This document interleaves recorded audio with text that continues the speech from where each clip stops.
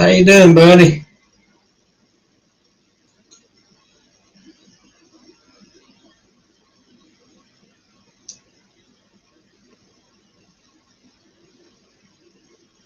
Let's see if we can get some more to come in here.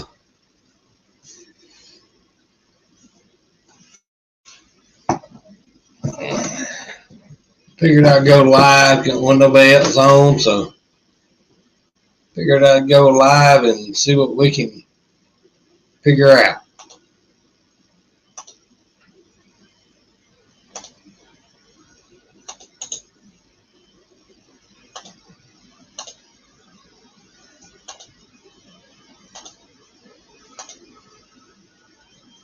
Let's see.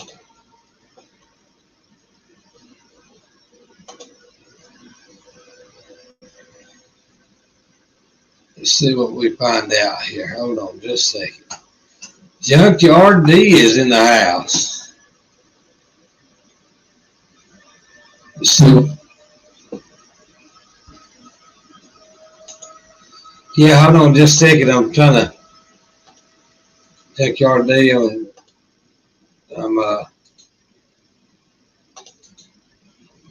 I had to go over here to off of StreamYard to pin it to the top.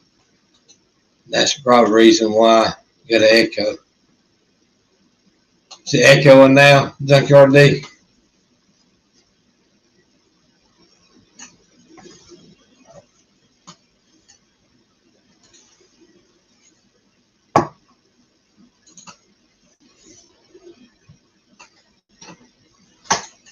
Junkyard D, you starting to come up with some subs there, buddy.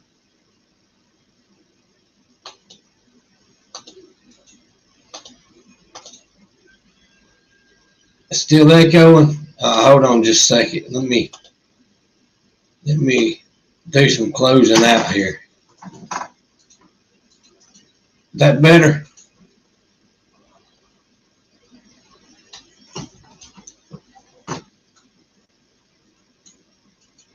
Let me see.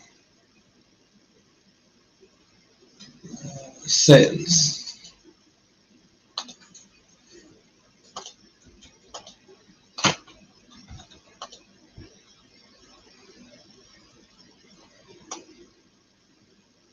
All right, what about now? Is that better?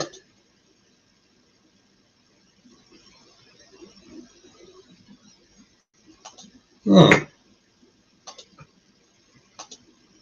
Let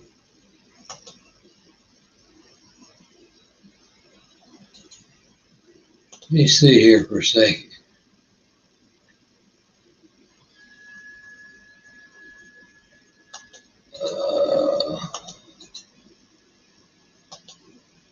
All right, what about now?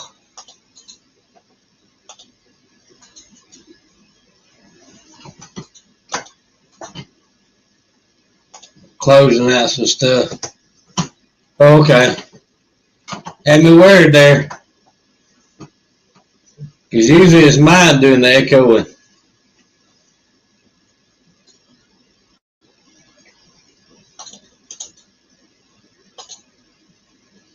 If it wants to come in, the link is pinned at the top.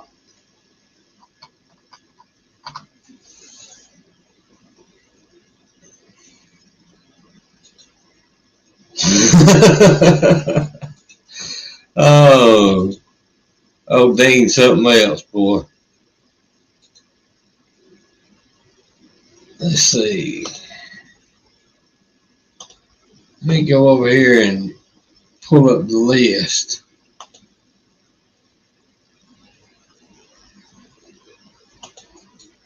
I just looked at it not an hour ago.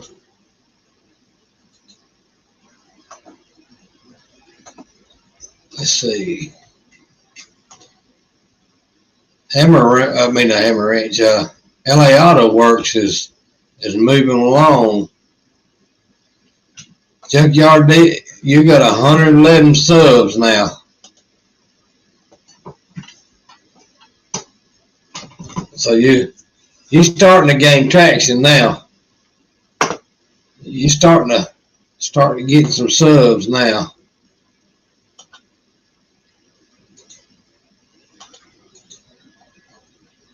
it takes a little while.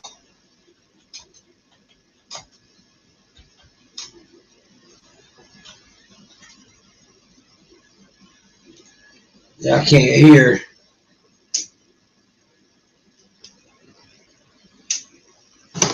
Let me turn the volume up on the phone, see what that sounds like. Let me turn the volume up on the phone, see what that sounds like. Oh, it might be. Yes.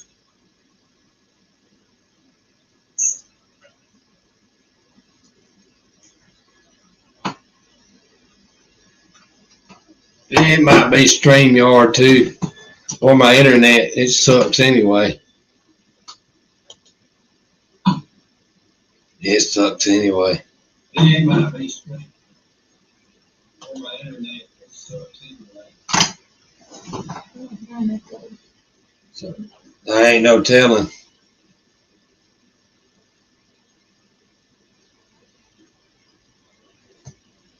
J.C. Hitchcock, he wrote a book called My Sheep, You're My Voice.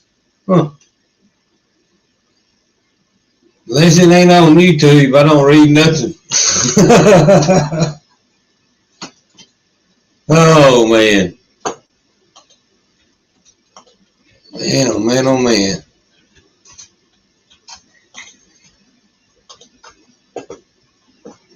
Man, that's the easiest engine I have ever butted up to the transmission. That thing went in there so easy. It literally took 2 minutes to line the bolts up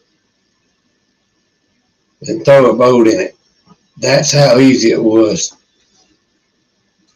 Man, it went in there so easy. It was almost scary.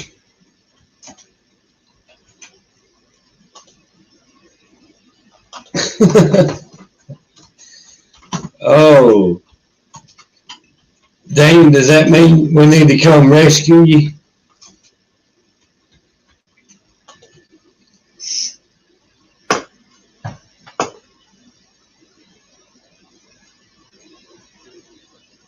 Let's see.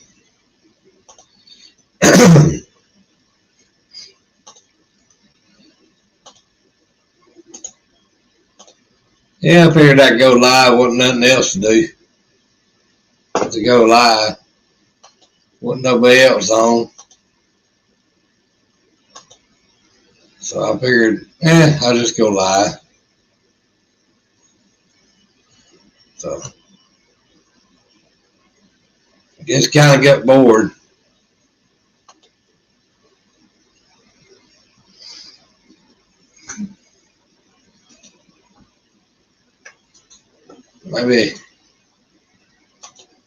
Maybe there's more of us out there still up.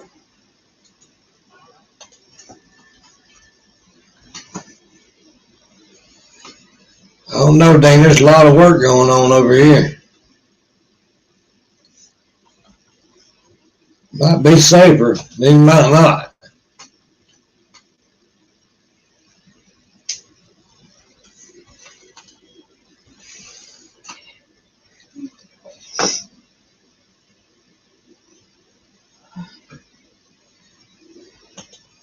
Yeah, just in the last 2 days, man, I've been going at it. Trying to get that thing in there, and yeah, it's been, man, it's in there now. I got a couple hours. I should have it about ready to start up.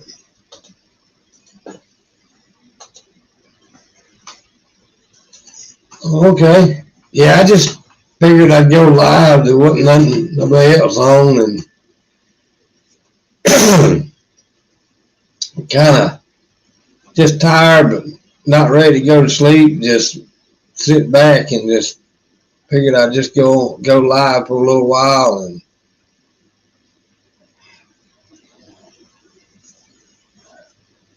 I guess kind of get bored.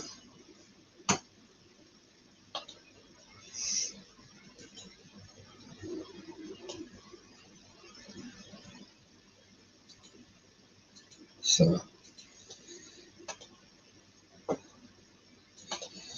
yeah, that thing went in there easy.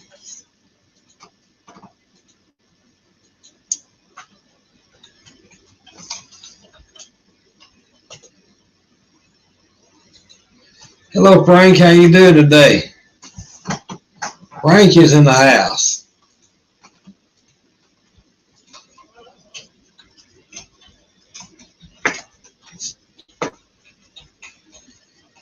Yeah, I think I'm gonna go with a different set of bow covers.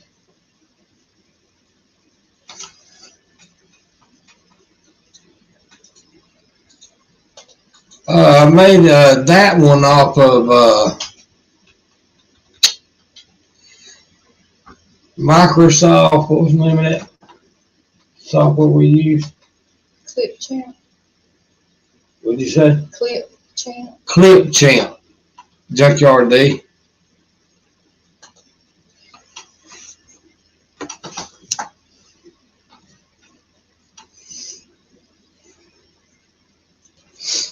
I like them F100s up until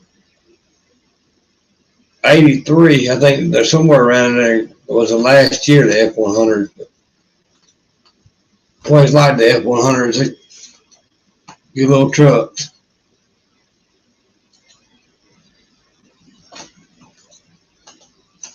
Thanks, Junkyard D. I appreciate that, buddy. It did take me about 15 minutes to make. Well, probably less than that. Probably about 10 minutes.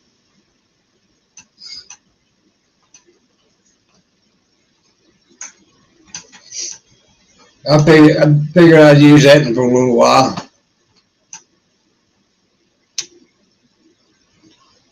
I still use my gauge with the music. I still use it some too.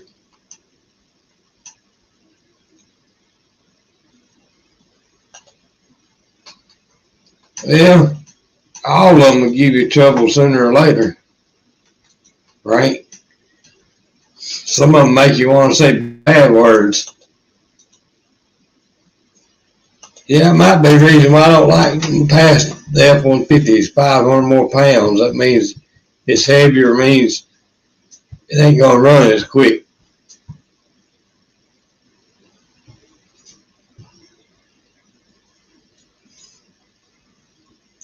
I had 83 F-100, had the 302 with the 4-speed with overdrive in it, and it was a good little truck.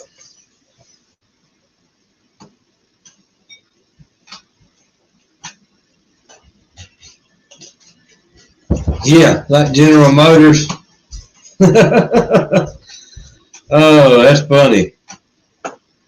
That is so funny. That is so funny right there.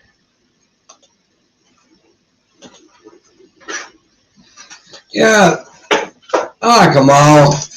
Some of the Chevrolets I like, some of them I don't.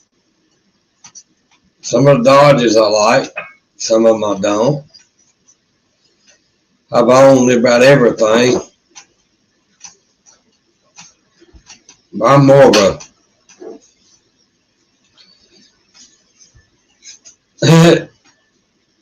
I'm more of a car person than a truck person. I just always been, I guess. Chevrolet did make some good vehicles back in the 60s and 70s, Dean. So we're past 84. 84, that's when Chevrolet started making junk.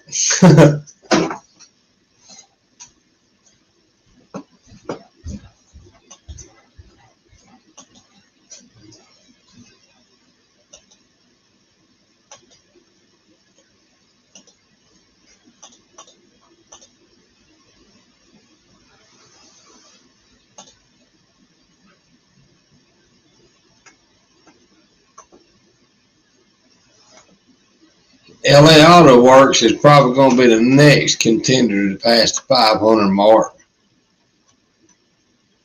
Every time he goes up a couple of subs, Phil Landry comes right back and adds some more.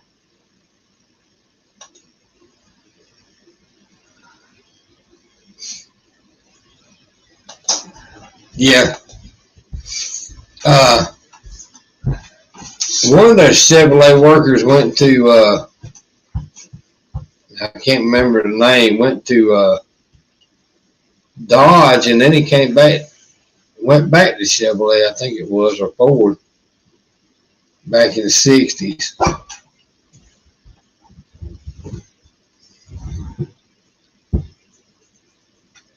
I know Iacocca boy, I believe he worked at all them plants.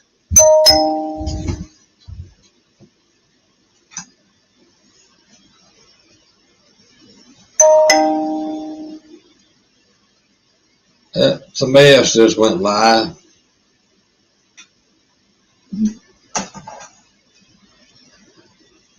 Yeah. Yep.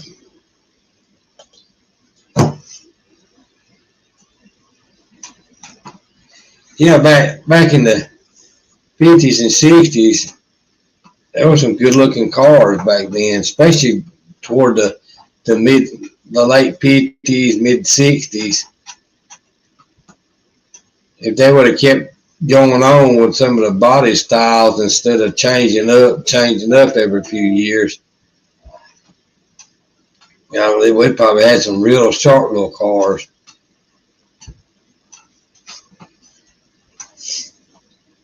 That's like the Camaros, and then you had what was that, Lagunas, the Malibu Lagunas. Those are sharp cars right there. They just didn't sell good because they wrote off the Chevelle name. I mean the Malibu name.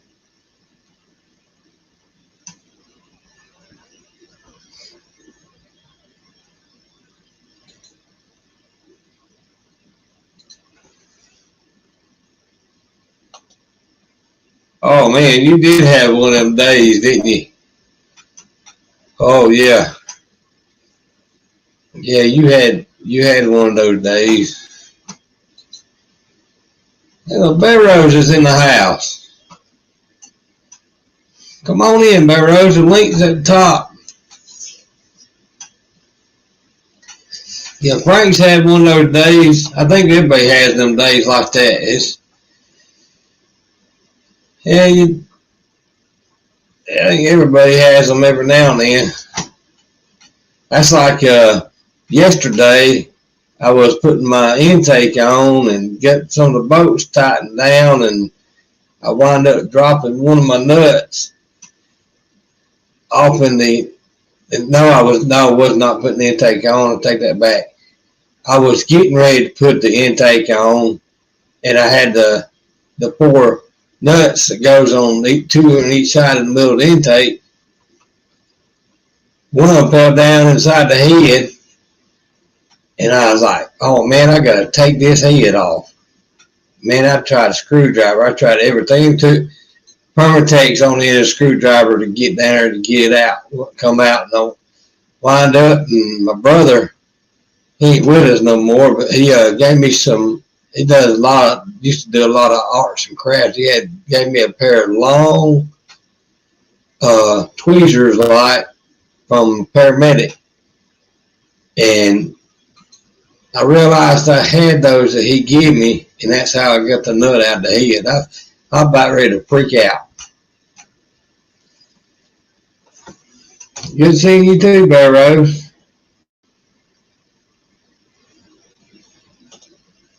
Yep, they sure did. They ain't right behind a valve.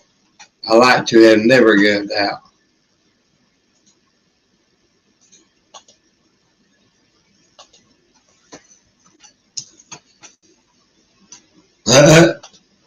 I sometimes think this Thunderbird hates me.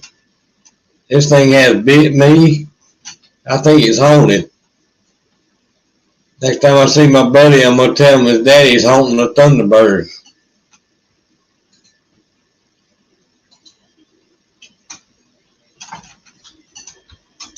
Yeah, this thing has haunted me Boy, howdy. But the motor, man, that thing went in there. I'm talking about it didn't take 5 minutes. That thing lined up. I put the torque converter in, locked it in place, and got my starter and stuck it down there by the transmission just to make sure the torque converter was locked in, and it was locked in. And then we put the motor down there, transmission, and never jacked up the jack. And my jack sometimes wants to work and sometimes it don't, so you had to keep on jacking to keep it pressure on it. And lined up, it went right in there, and I put a bolt in it and lined right it back. So sweet, man. It went in there so good. I was like, holy cow, I would have never thought that, because when you put a motor and the engine and the transmission together, you fight with them things. But it went in there like 3 minutes, buddy. It was together. It's almost scary. Hello, Wendy. Where's Mr. Don at? One-eyed cat.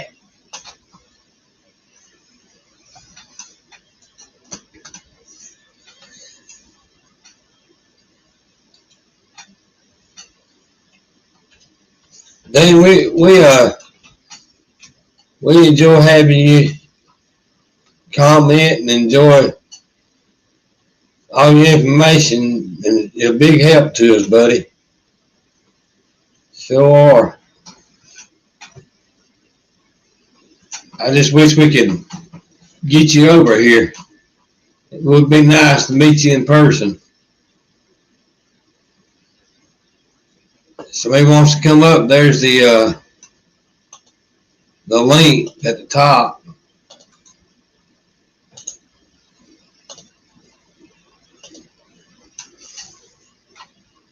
And I just posted at the bottom.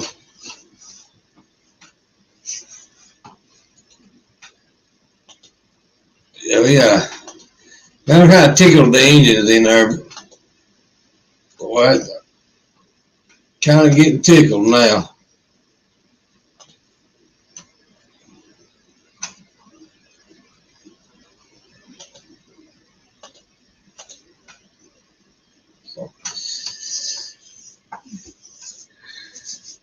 Yesterday I worked my tail off yesterday and today. Whew.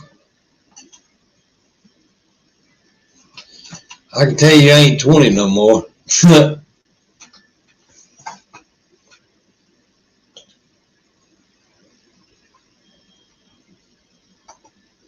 Smoke wrench garage,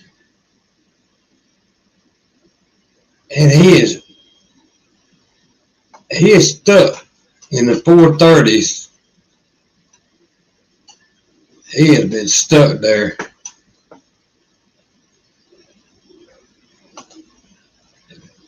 I tell him I catch him on the next one.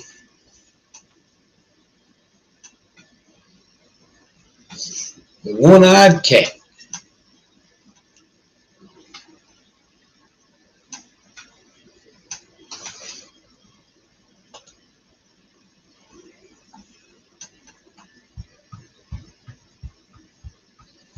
Well, I usually take 2 all threads, and I put one on each side of the transmission, and they're about 3.5 4 inches long. And then what I do is I'll line my motor up with them and push it straight in.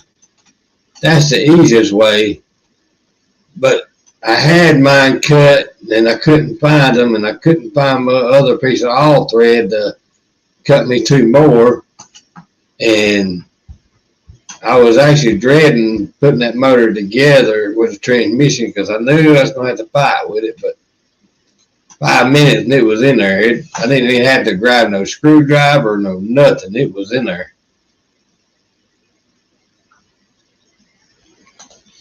Appreciate it, Miss Wendy.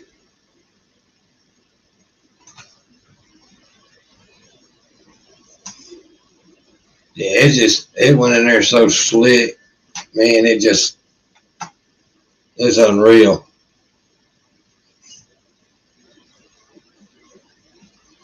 I put some a bottle of Lucas in the torque converter and put some transmission fluid in it, and got that done. LP is in the house. Appreciate it, buddy.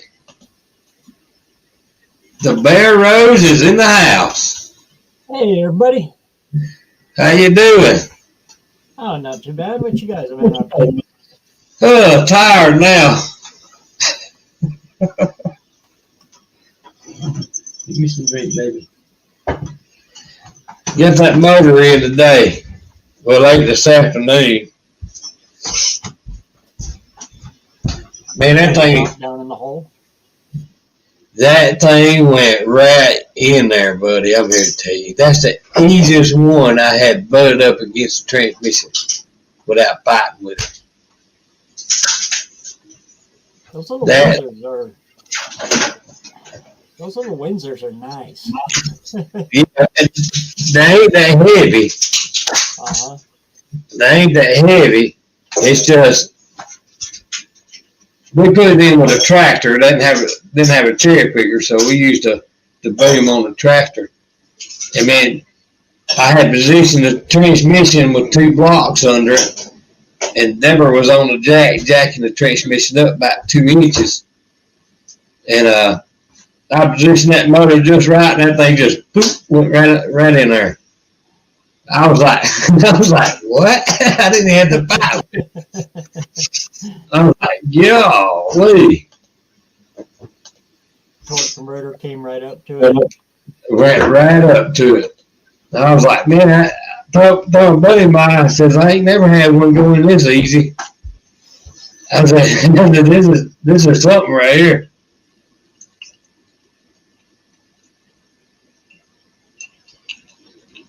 I got to put the motor mounts and stuff on it. I didn't put the motor mounts in it. I got to put the motor mounts on it tomorrow and then drop it down in the cradle. But that way, because he had a tractor and he had to get it loaded back up on his trailer and get back home with it. And it done started getting dark. And I'm like, I don't want to lay on the ground fight with motor mounts. So I just got it propped up right now until I get the motor mounts in it, and then I'll drop it. There's the star of the show. What are you doing, buddy?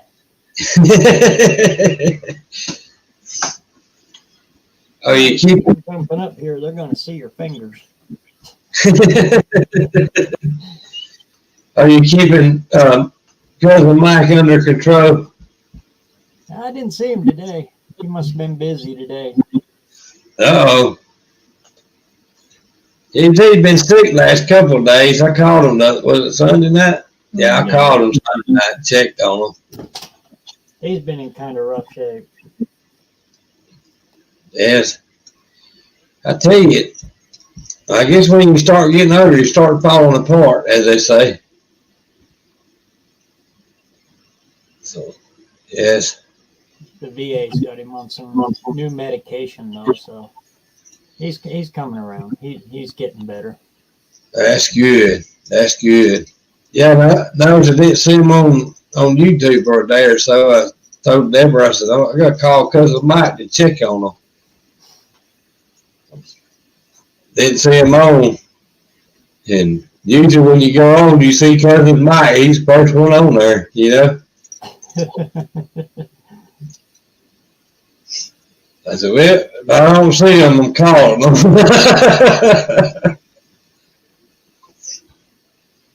So have you done anything to your car, Barrows? I was digging around looking for flywheels today. Oh, God. I found a bunch of 272s and a couple of 312s, but this 239 is interesting. Oh, yeah. Rich G. On-off engine. And nothing fits nothing. And I guarantee $239 for it. Yeah, and I guarantee you it's going to be hard to find now. I think out at Waltz he's got 3 more out there. But they're in the car, not pickups. That might be a problem. Actually, I'm looking for the front pulley. Well, it's kind of like it's the harmonic balancer is what it is. Right. But they're solid casts. There's no rubber in them. They're a solid. The pulley, the dampener, everything is one unit. Right. Yeah, some of this old stuff is getting hard to find. The crank is actually the same as a flathead. Really? Yeah. Golly. That means the harmonic balancer. 1 year. 54 was the only year that they ran that in the car. Ooh, so yeah, it probably had to come. Yeah, it's gonna have to come off a car engine then. Ooh, yeah, that's gonna be a hard. Only 54.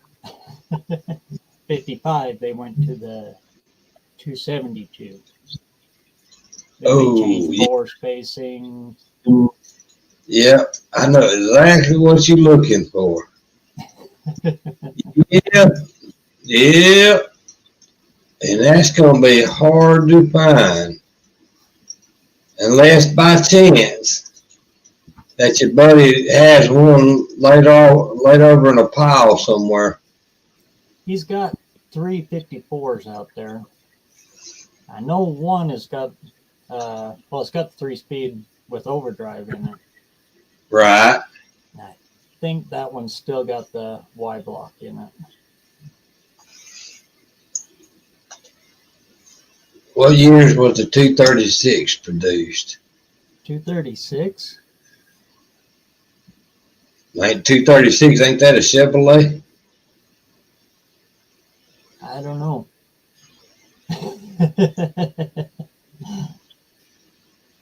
265 Chevy, that's 55. 55 and 56. And the only way to tell the difference between a 55 and a 56 is a 55 doesn't have an oil filter. Right, it's on top of the motor. No, there isn't one. Oh, yeah. You could get the dealer optioned one that was just the canister. Right, on top, that bolted on top. Yeah. Yeah, like the early 60s Chevrolet pickup trucks. Yeah. The 239 is 54 to 56, but on trucks. Yeah. And that's the pulley I got, but it's about that long. And the fan runs off of a 5/8 belt, big wide belt. Yeah, I got a problem. On the trucks, they sit way down inside. Right, versus a car. So they got that weird looking step up pulley that puts Yep. the fan right up by the carb, same height as the carburetor. Right. I'm wondering if some off of a flathead Ford engine would be the same harmonic balancer. I tried, but the only flathead I got is another 312. Oh.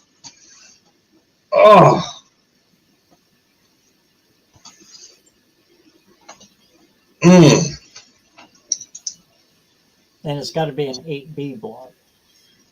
Flathead. Oh, yeah,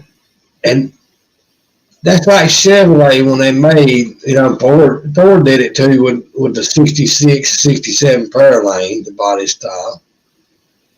That's like Chevrolet done with the 62 Impala 1 year only body style. I always thought that was crazy to do that 1 year body style, let alone just parts too, because all of them done the same thing with parts. And they still do it today. It's crazy how they do that. That's like some of their newer model Fords, even though it's just like take the Escape that we got, that 2018 Escape, even though it's a 2018, some of the parts from a 2007 will interchange with it, and some of them won't. And it strictly goes by the date on the door. Yeah. It's crazy. Some of them you got to check where they're made. Yeah. Yep. 01 Dodge of mine, it was a Mexican Dodge. So the mirrors were specific for just the Mexican Dodge. Holy cow. Geo is the same way. When you go into, especially for brakes, you go in, you have a Geo Metro. Right. Brakes. The Canadians are different. Yeah, that's like on the F100s in the late 70s. Their brake shoes, the brake pads on the front that carries the disc brakes. Every time you buy them, you had to literally take and sand the pads because the pads are so thick to go on there. You can't get them on there with the rotor.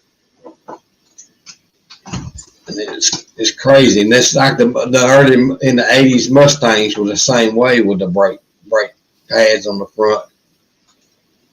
It's crazy. But Yes. it's all fun. That's all part of it. Yeah. Oh yeah. Oh my God. Flywheel. It's just, it was covered in mouse. Oh, it was bad with mice. Froze the throwout bearing right to the input shaft, and Oh man. I had to cut it off It was like that. with a cutoff wheel. Oh man. That's like that 302. It was that young truck. That rat made him a nest on the #1 cylinder. Oh man. Imagine what I put a video up on it, but it looked rough. It was bad. And I probably would have kept that motor, but the #1 cylinder just probably had to bore it 40 over just to clear all of it. It ain't no good. This ain't no good.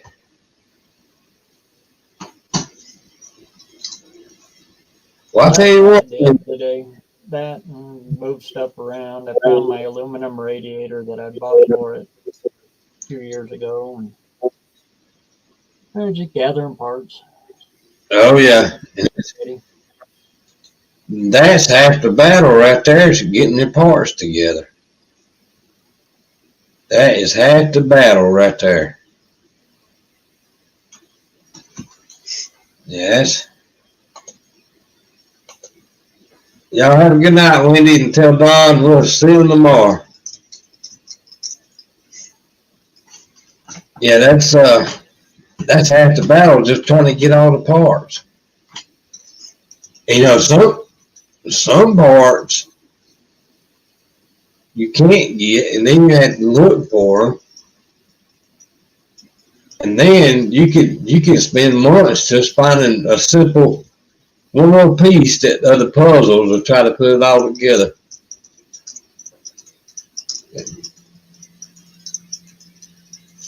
I got too many other things out here. I just put something else in it.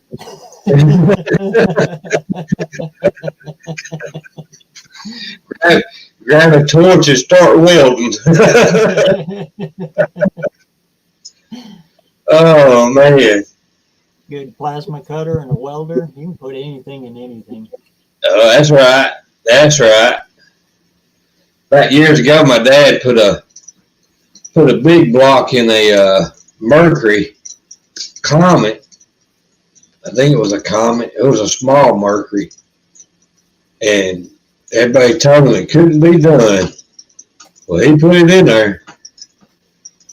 And old guy said he never thought that he was going to get it in there. And old guy said, when I took this thing around to the poor pipe people, and they said it wouldn't be done.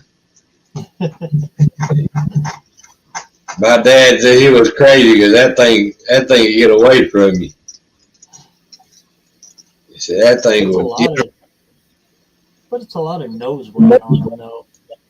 Yeah, and that's like the Mavericks and the Pintos, especially the coupes, not the wagons. The wagons, I think, does pretty good. But you take the coupes and the Mavericks, even the Vegas, and some of the Dodge, it's like that small.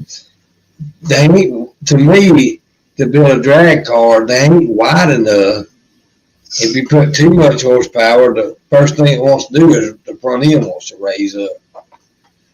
Yeah, not so much that. The ass end tries to catch the front end. Yeah. Yeah, you got to know how to drive them things. They'll get away from you. Yeah. Oh, yeah. Quick. Short wheelbase, high horsepower cars are, they're fun. Yeah. You drive them ones.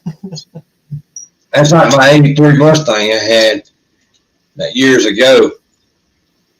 And it was a pretty bad little Mustang. And then every time you jump down on it, it'd kick sideways. And you better know how you drive that steering wheel, because it would get away from you quick. And it's like you go back and you watch the old drag racing video of the old Angulas, the old Ford Yeah. Angulas.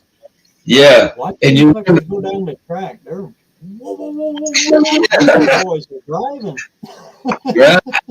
And then you wonder, are these people that crazy?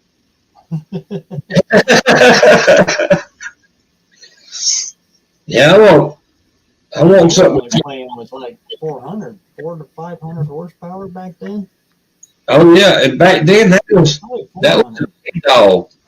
If you had 400 or 500 horses, you was the big dog. Mm-hmm. Back then. But yeah, some of them cars I don't want to be in. Boy, those Granadas make good front ends. Yep, they sure do. I like to go. Not the biggest POSs Ford ever made, but good Lord, I look for them now. But which one? The Falcons? No, the Granada. The Granadas, yeah. Hard to find them. As a car, they're junk. Yeah.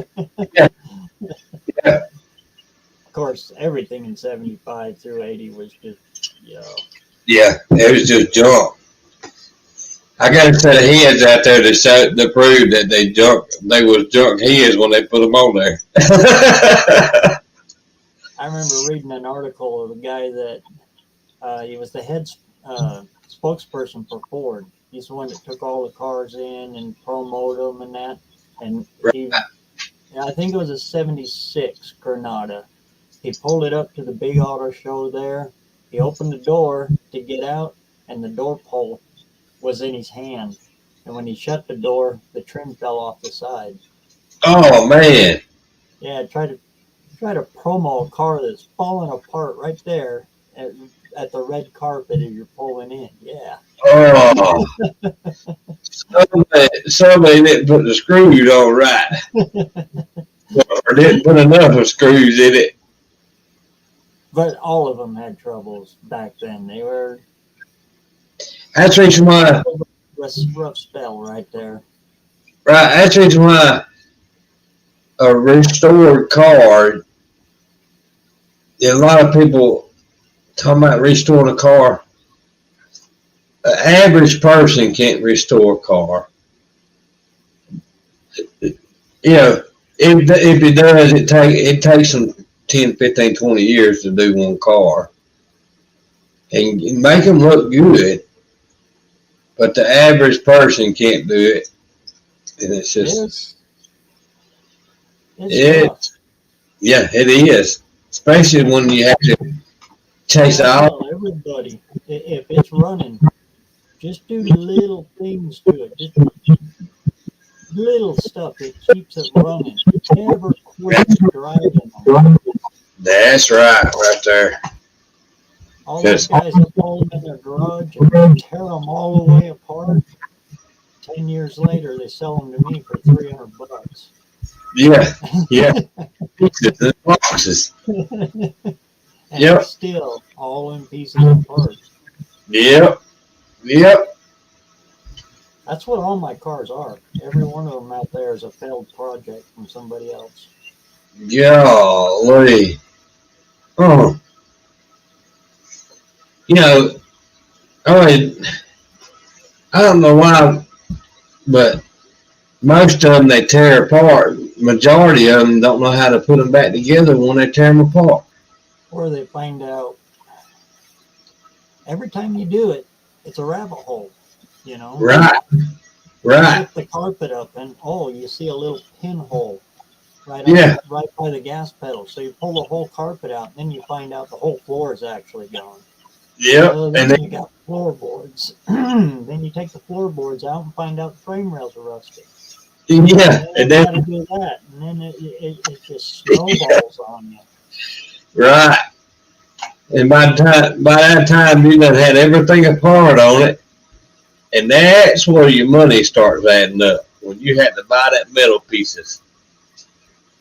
That stuff is expensive. Then you got to get a welder, and then you got to learn how to weld, and then you got to wire your garage to 100 amp. Yeah. You know, the snowball just starts a rolling. Yeah, a lot of people don't realize what goes in to building one either. I've built, you know how many I've done over my lifetime, but sitting there is spending more money than the car's worth. I would never do it again. Yeah, and then that's the other side of it. Man. They get into it and then they find out, well, Kelly Blue Book is, whoa, it's going to cost me 10 times to fix it? Oh. Yeah. I like it. I like it looking through Marketplace and I come across like that Pontiac. Picture that Pontiac I posted in my community page today. They want $10,000 for that Pontiac. What? $10,000. And I'm thinking to myself, somebody will buy it. not me. And I'm thinking to myself, do they really think, and it don't even have a motor and transmission in it, it's just a body. And I'm thinking, $1,000 tops. That bit of tops. They want $10,000. And I'm thinking, well, they own that for a long, long time. The guy I know here, he just bought a 60, it's either a 69 or a 70 Charger RT for $5. $500. No engine, no transmission, no rear end. It's got a roller rear end under it, but it's nothing. It's just to make it roll up on the trailer. No, the trunk is completely gone in it. He gave that kind of money for it. No interior. It's a shell. Holy cow! It's got the K-frame in it still, but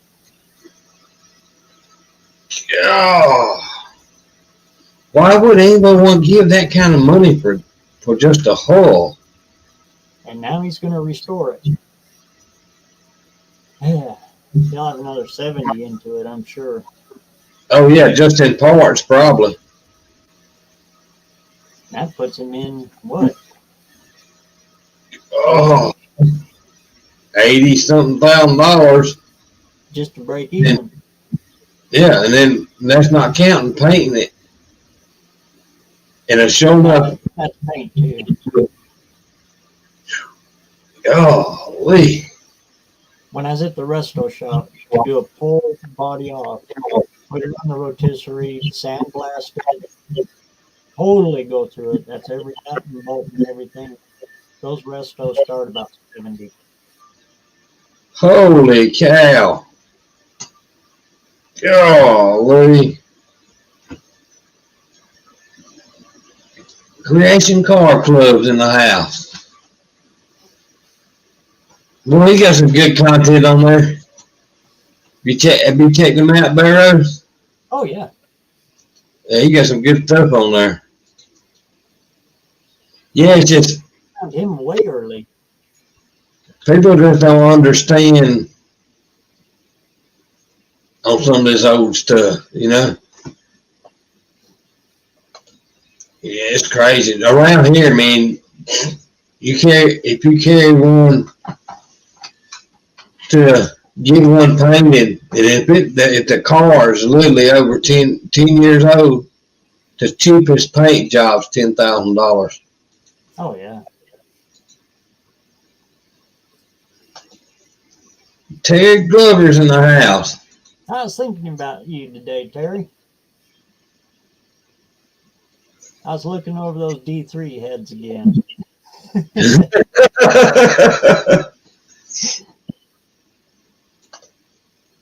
Yeah, I was watching when that Mustang run that Mustang down the drag strip, the video he posted.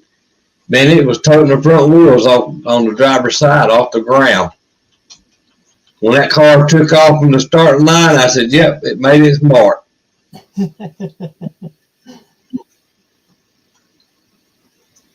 I'd love to send him a set of heads and say, just work your magic. Yeah. Yeah, I was watching his heads where he was porting them heads, and I got to thinking, I think I'll do that to my heads.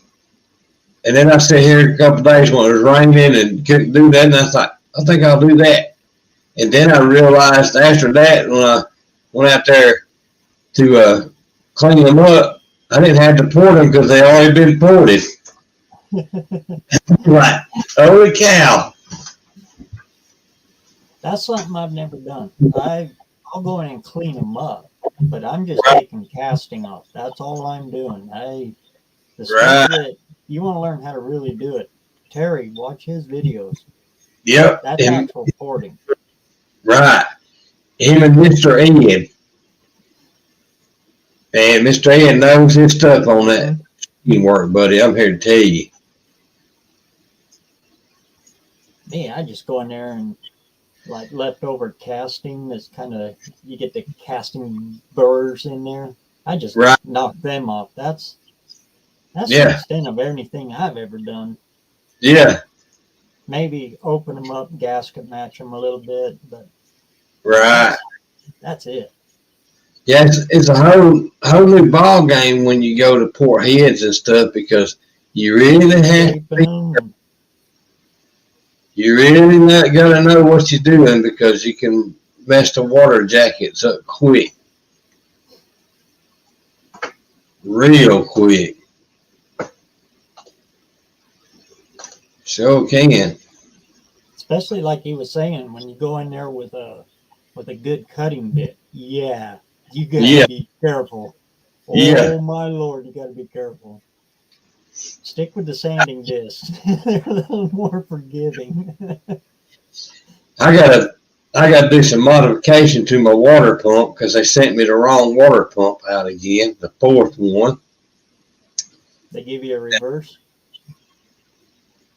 Well, they got it, and then the other night when I went to put my pulley on the front of it, because I was going to put that thing and all on the motor and just dropped it in there. And then I realized the pump's the wrong pump, because the pulley's scrubbing the top of the water pump on the fin. And then I went over to O'Reilly's thing, and then I realized it's not the guy's fault, it's their system.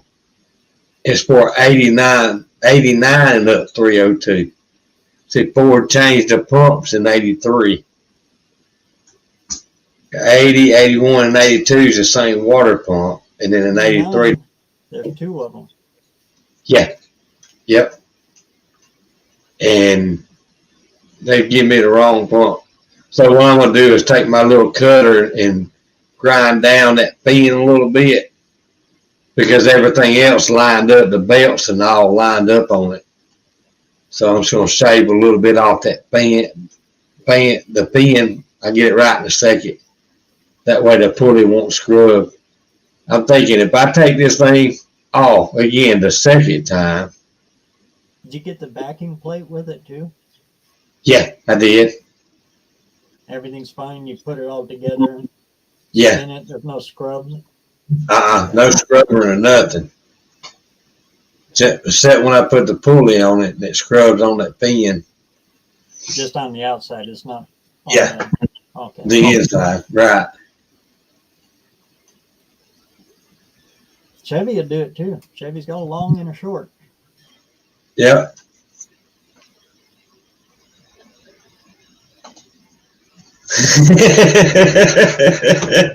Oh, Dean. Terry said he just uploaded a 429 head video. That's another thing I'm going out to Waltz and look for. He's got a couple of big blocks out there, and I'm on the search. There's two of them out there I haven't checked yet. I'm on the search for some doves. I'm always on the search for doves. Have you looked and said they were CJ engines? No, I don't want to play with CJ. Nope. I just felt it jump out of my pocket and scurry away. You see that? You mentioned CJ and my wallet just popped right out and it's gone. That's not a gun. I had one of them engines. It was in a Mustang I brought. And I thought it was just a big old motor when I brought it back when I was a teenager. And I brought the car home and my dad come out there and says, "Son, do you know what you get?" I said, "Yeah, this is a big old motor right here." He said, "That's a 429 Cobra Jet." I said, "What's a Cobra Jet?" And then he said, "That's a big motor right there." Well, he said, "You ain't gonna put that in there. You might as well take that now. Well, you're gonna have to do something else." So I wound up putting a 351 in it. And then some guy from Texas come out and was talking to somebody that knew us and knew that we had it. And I wound up selling the motor, and I had pocket like $2,000 in my pocket. And I was like, "How many more motors like that you want? Because I'm busy go find some more."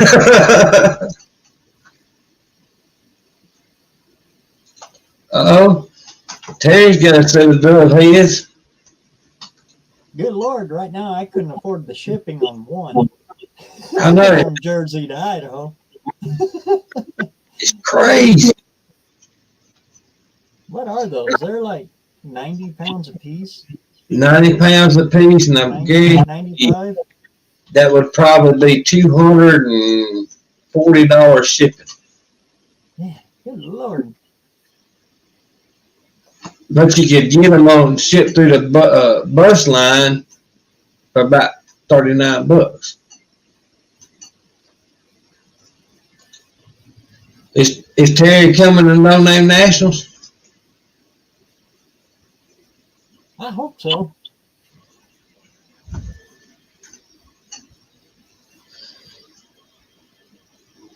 Yeah, the last set we had, it's on our 51 Chevy Rat Rod. That was the last set of doves that I've been able to get my hands on. They are hard to find. That's like these 351 Dove C, Dove-C. That's the good ones. Yep. That's like these 351 heads that I've got out here. They're hard to find. I forget what the number is on them. When I went over there, I bought some more parts from that guy. When I seen the number on them heads, I said, yeah, I'm taking these two.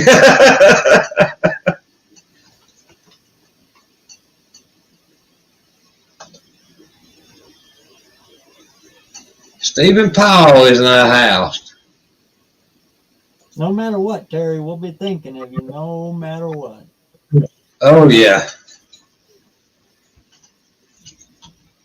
Yeah, we're going to be there. We're going to be there with a Thunderbird or not Thunderbird.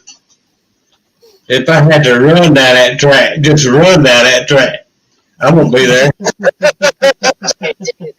Race Bear Rose. Oh, Lord. Just having a wheelchair down there about halfway. And having a cigarette and drink, you're waiting on us. Banana pudding and Dr. Pepper at the end. Oh, we might make it, Bird Rose. Let's stop at the 60-foot and have a cigarette. Whew. Yeah. Oh. Yeah, we can't wait to get up there. Man, we wanted to come bad last year, but everything went south on us. I'm talking everything. And yeah, it's gonna be good. It's gonna be real good. I tried to get the wife to run the edge down the track, but she wouldn't have none of it. She said, we got to drive this home. I said, so's Andy. And look, he's doing it. Yeah. That's why I told Deborah we could run down the escape down the track a couple of times. And hear what she's saying. I get the same answer.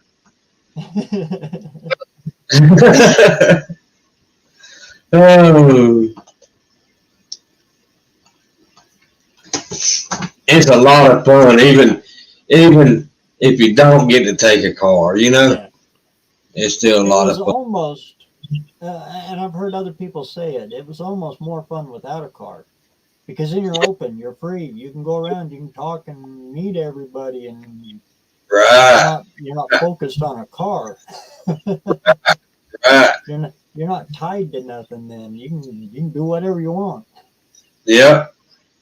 And I made a video. I don't know if you've seen my last video. I gave you a call out in the video. On the last one, I seen the one you did before. The one that says the DNA. Have you watched it? Have you watched it yet? I think that was it. I dropped it with about 8 o'clock tonight. Yeah, Yeah. 7, 8 o'clock. Oh, I haven't seen that one yet. Yeah. It's like I said in the video, I don't care if I just make one lap down that track and it's Thunderbird and I'll be happy. Just one. Oh.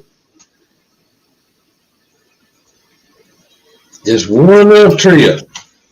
That 302 should run pretty good for what I put in it. It should run pretty decent.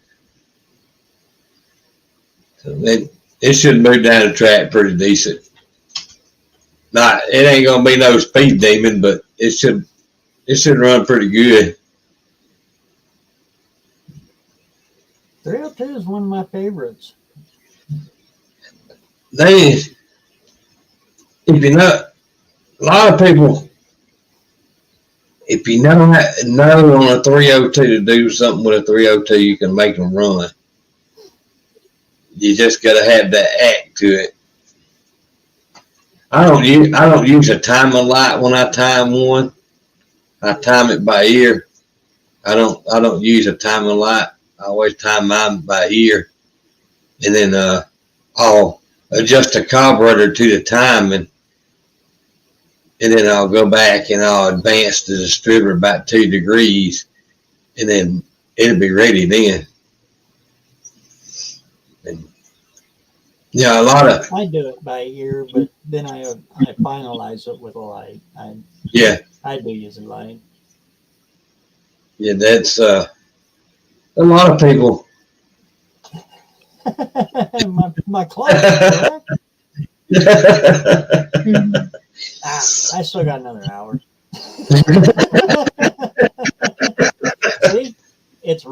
more than twice a day. It just depends on where you're at. Yeah, that's right. A lot of times, it really it bugs me when I see people do it, and they'll take a stripper on a Ford instead of putting it where number one is supposed to. They put it on over 1 or 2 notch, and then the stripper be turned to your right as you're sitting in the car, all the way to the right. And then the vacuum vents comes out like this and around. Yeah, I can't. That bugs the crap out of me. I'm like, it's supposed to be on the left side. I'm like, golly.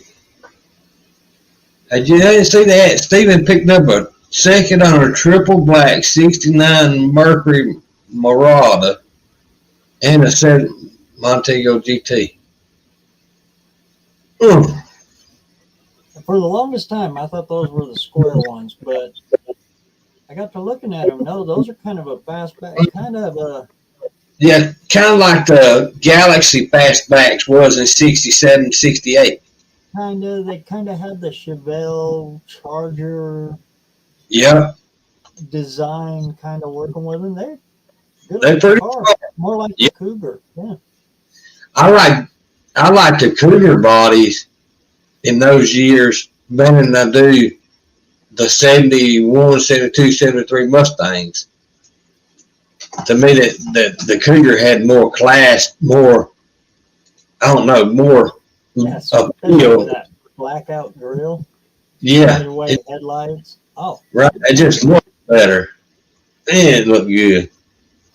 I've redone a 67 Cougar. Oh, it's been 17 years ago now, 18, I think. I didn't, what I call restore. I didn't carry it to a rotisserie, but I went through that whole car. It was nice. I don't know, it turned out real good. And I put a 289 Hypo with a set of 351 heads on it, and that little 289 would hump it, buddy. I'm talking, it would raise the wheels off the ground. Speaking of Cougars, cousin Mike's neighbor has got a 71 Cougar for sale. What does he want for it? He's got the Cleveland in it. 351. Automatic car, so floor shifter automatic. Yeah. Yeah. They want, I think it was $10,000. That's not bad. 12, I think it was. Oh, I bought it. It probably not rusted out either. No, not bad. It's a driveway car. Oh, 5 feet, it looks good. oh, On the passenger side, back by the, it's got the old vinyl top on it, you know. right. Right at the bottom, you see the paint bubble in there. If somebody took it now and fixed it, they'd probably be all right.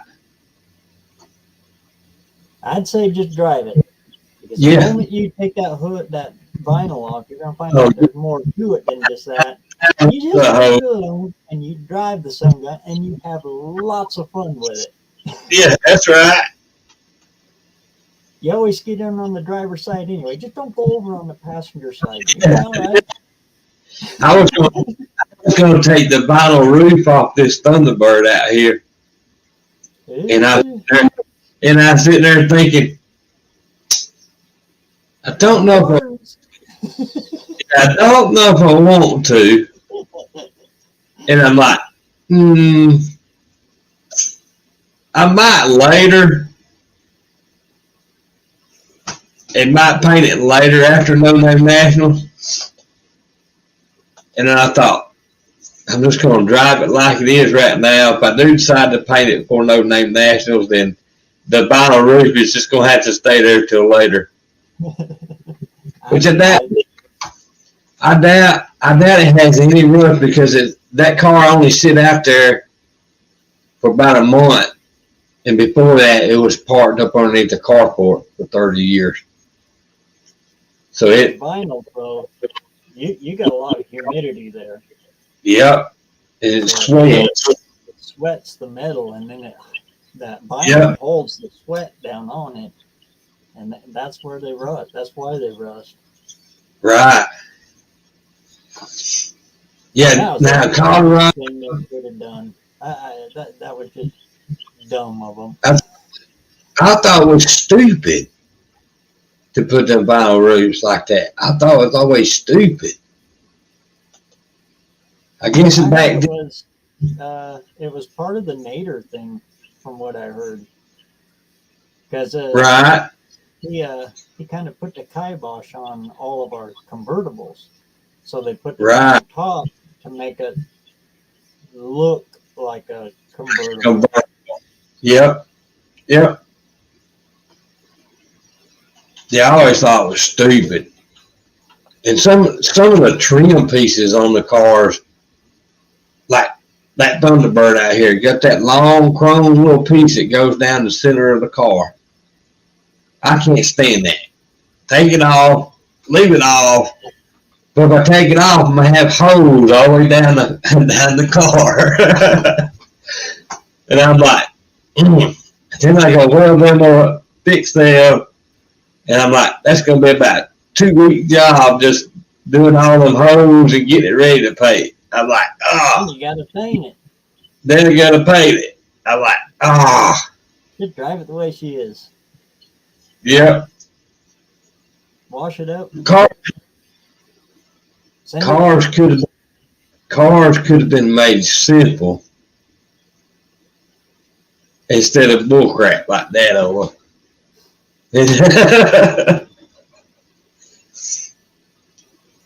That's like that Mercury that I was going to take to No Names last year.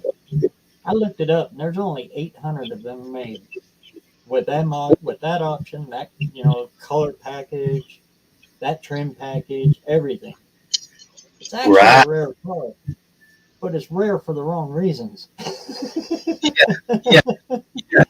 Yeah. Ugly. The worst damn color. Yeah, it was olive green. Pea soup, I call it. Yep. Split pea soup. Oh. It's olive green. My dad's Fairlane was olive green. On my internet.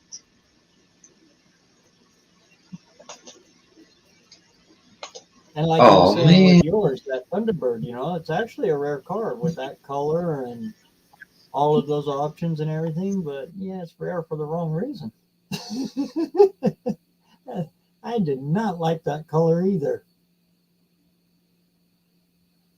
Uh-oh. There we go. Froze up a minute. Talking the colors of the car, and I thought I scared you. No, sometimes our internet slows down to a crawl. Yeah, the olive green. My dad's Fairlane was olive green when he first got it. It didn't take him long to get rid of that olive green. The only one that was worse was the AMC green. Oh yeah. I can't stand a car red or green. Anything else? Blue. And I got lots of green and blue colors. Right. Now I like the dark metallic blue, but the light baby blue and stuff like that, nah. Give me black, give me yellow, white, tan, or something else. It's one of my biggest turnoffs on that dark. The color. It's just. How do you make a car periwinkle blue mean? You can't. It's just. The light's worse. Yeah. That's like some cars. Some cars look good painted red. Some of them do. I get that. I just don't like red. I don't Some like cars red look either. No, and some cars look good painted green, but I don't like green, so I don't want a green car. But you take green. That's a nice green. yeah, you can take an old car and throw a set of mag wheels on it, and you can make a jalopy look like a hot rod. You can make a car look good with a set of Kragers on it. Yeah, not Kragers though. Ew. But yeah, I ain't a fan of green. I can't stand green. Or we had a '76 Ford pickup truck a couple of years ago. Man, I was after this truck since I was a teenager, and it was parked in the junkyard around my buddy's place since '82. We bought it. And it was that dark metallic green. I told the wife, I said, we got to paint it. She said, why? It don't look too bad green. I said, because I'm not driving it. It's green. We wind up flat blacking it and leave it flat black. It turned out pretty decent.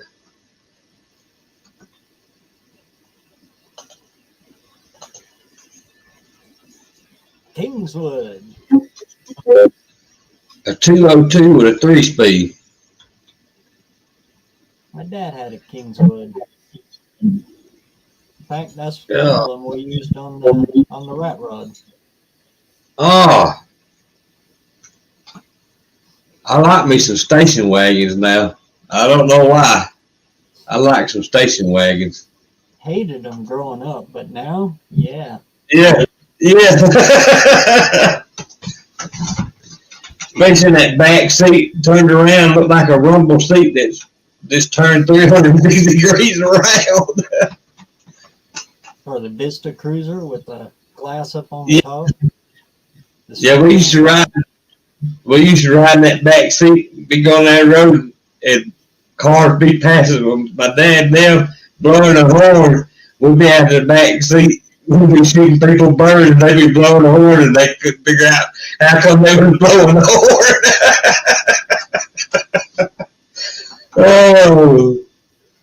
Oh, Lord, you get car sick in that seat. Oh, man. Go this way? Oh, man, that would screw with me. I'd get so car sick. Oh, it was, and you couldn't roll the window down. Nope. You know? Yeah. You roll that back window down, you get fumigated.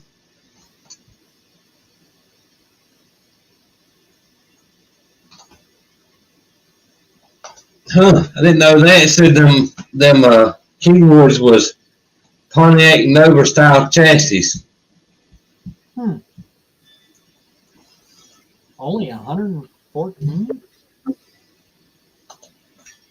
Huh. Lime green 67 Fairlane. Yep. Yeah, I like to have that right there, but painted a different color. Man, I had one of the sweetest 66 Fairlanes. It had like 30,000 actual miles on it when I got it. It was clean. I'm talking about bare roads you could literally eat off the bottom of the floor pan on that car. That's how clean it was.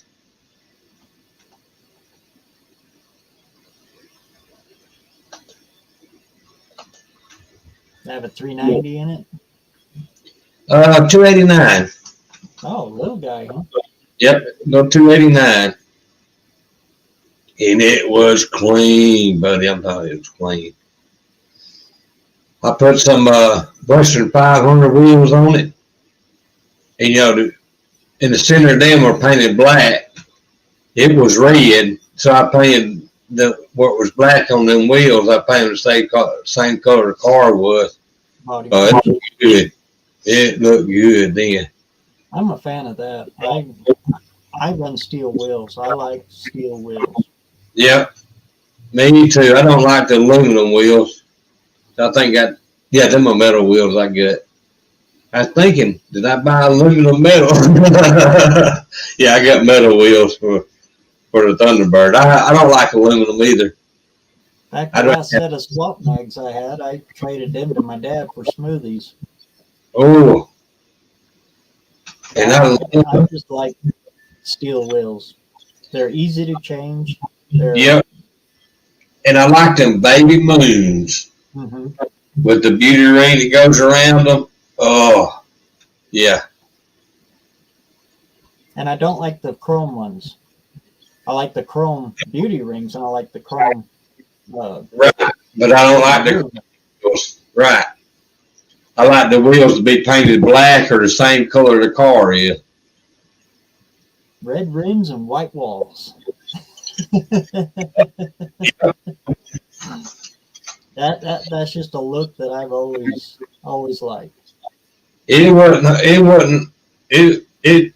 If I ever won the lottery and had millions of dollars, you'd know I'd win the lottery by the car I buy to drive. And then you'd say, well, he just won the lottery. I don't think I'd buy anything different. I just have more of them. Yeah. I'd go buy me some property and fill them up and stack them up on top of each other if I had to.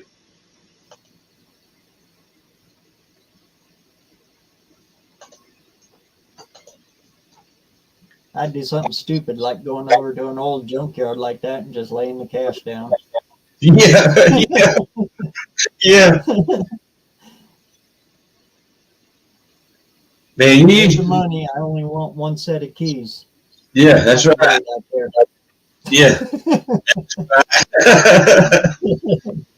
You used to be able to go find this stuff, man. Cheap. Most time people give them to you. Get them out the yards. Them days is over with. Yeah, if anybody had a couple $1 million, man, y'all could probably see my yard from the moon. On how many cars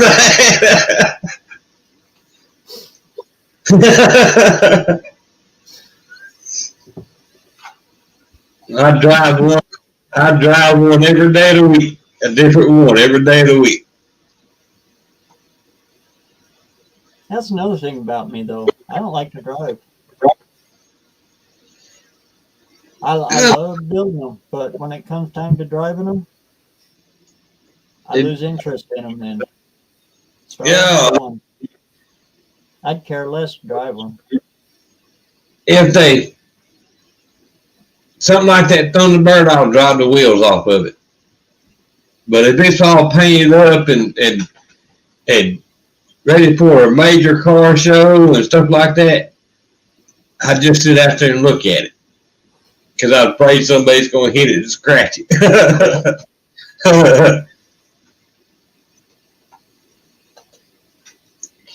Yeah, I hoarded back in the early 90s and wound up with too many and wound up crushing everything. When the scrap metal got high. And being young and stupid, of course I went and blowed all the money. I should have held on it and sit on it. But when you're young, you just don't understand.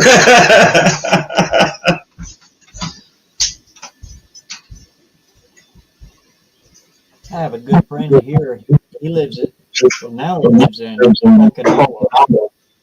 Japan. But he owns 3 storage units here, just full of all of his cars. And he did just that. Golly. In the 80s, he just started buying every 2-door he could find. God. He's got all kinds of. God. There's a guy somewhere in Virginia. When I saw a bunch on eBay, that guy probably bought 5 or 6 from me. And I asked him because he was just bidding and bidding and bidding. The first time I thought, well, he's not going to pay, you know. But he paid. And he bought 5 or 6 from me. And he sent me a picture of like chicken houses. And I was asking him, I said, what are you buying all these cars up for? He said, I'm storing them in the chicken houses. I was like, what? Turned them all into chicken coops? In the chicken house? I guess. All the bills. Is it just so rotted out now? Oh, man. And I'm talking about this car. These wasn't no cheap cars. These was like $15,000 to $20,000 to $30,000 cars back then. And I'm like, you gonna put them in a chicken coop? I was like, what? Some of them, I really hated to sell them to him because I knew he was gonna put them in a chicken coop, and I'm thinking, Yeah. man, I sold it to him. I should have just sold it to somebody else. My dad's neighbor's got it's probably a 55 or 56 Nash Metro. Or not Metro, it's an old milk truck is what it is. Milk delivery truck. Yeah, one of the little short, snobby nose in the front. Yeah, step through vans or whatever. Right. Good looking. Yeah, on the of course, it's, farm fresh, literally. And he Right. used it for a chicken coop for years. Yeah, At them one right, time he had it fixed up like a motorhome. them right there make good little hot rods out of them. I wanted it to make a food truck out of. Yeah. Go to car shows and sell hot dogs. Oh, yeah. And go on Saturdays down at close to your local parts house or car, like you say, car show or stuff like that. You can make a killing off of it. That's what my wife wants to do, is buy a food truck. That's what she wants to do. Depends on the promoter's cut, though. Yeah, yeah, yeah. You got to be careful with that. Oh, oof, yeah. Especially nowadays because everything's so expensive. That's the reason it is expensive. Yeah. Go to a track or something like that, or a car show, and you go up to the, the food vendors there, and it's, $5 for a hot dog. Oh, why are they charging $5? Because the promoter's getting $4 of that. The guy giving you the hot dog, he's lucky to get anything out of that. Oh, Yeah. It's a hard business. And, and I used not to understand that. You say, well, I'll just wait till after it's over and we'll go somewhere. But it really helps the track stay in business. It really, a lot of people don't realize that. Well, if you can find a track that doesn't use a promoter, then it's usually pretty good. Yeah. But that promotion cut, ooh, Oh, yeah. that's how we ran with the monster truck. I bet that was a lot of fun, wasn't it? Yeah. Did you ever, That's did a lot you, of the country. But I Did you ever- never home. did you ever come to Birmingham? Nope, never crossed the Mississippi. Really? DOT's too strict. We didn't even want to mess with it. Wow. Wow. A lot of independent guys won't cross the Mississippi. I know one thing, Mississippi's strict, buddy. Woo. Yeah, I wasn't down at $13 hot dogs in California. And like I said, it's probably not the guy selling the hot dog. It's the guy putting on the swap meet. Yep. Making all that money. Yep. One of those shows that would try to get us to go, we never did anything for 50% take was that was our limit. And that had to be a pretty good show for them Right. to take 50% of our take. Right.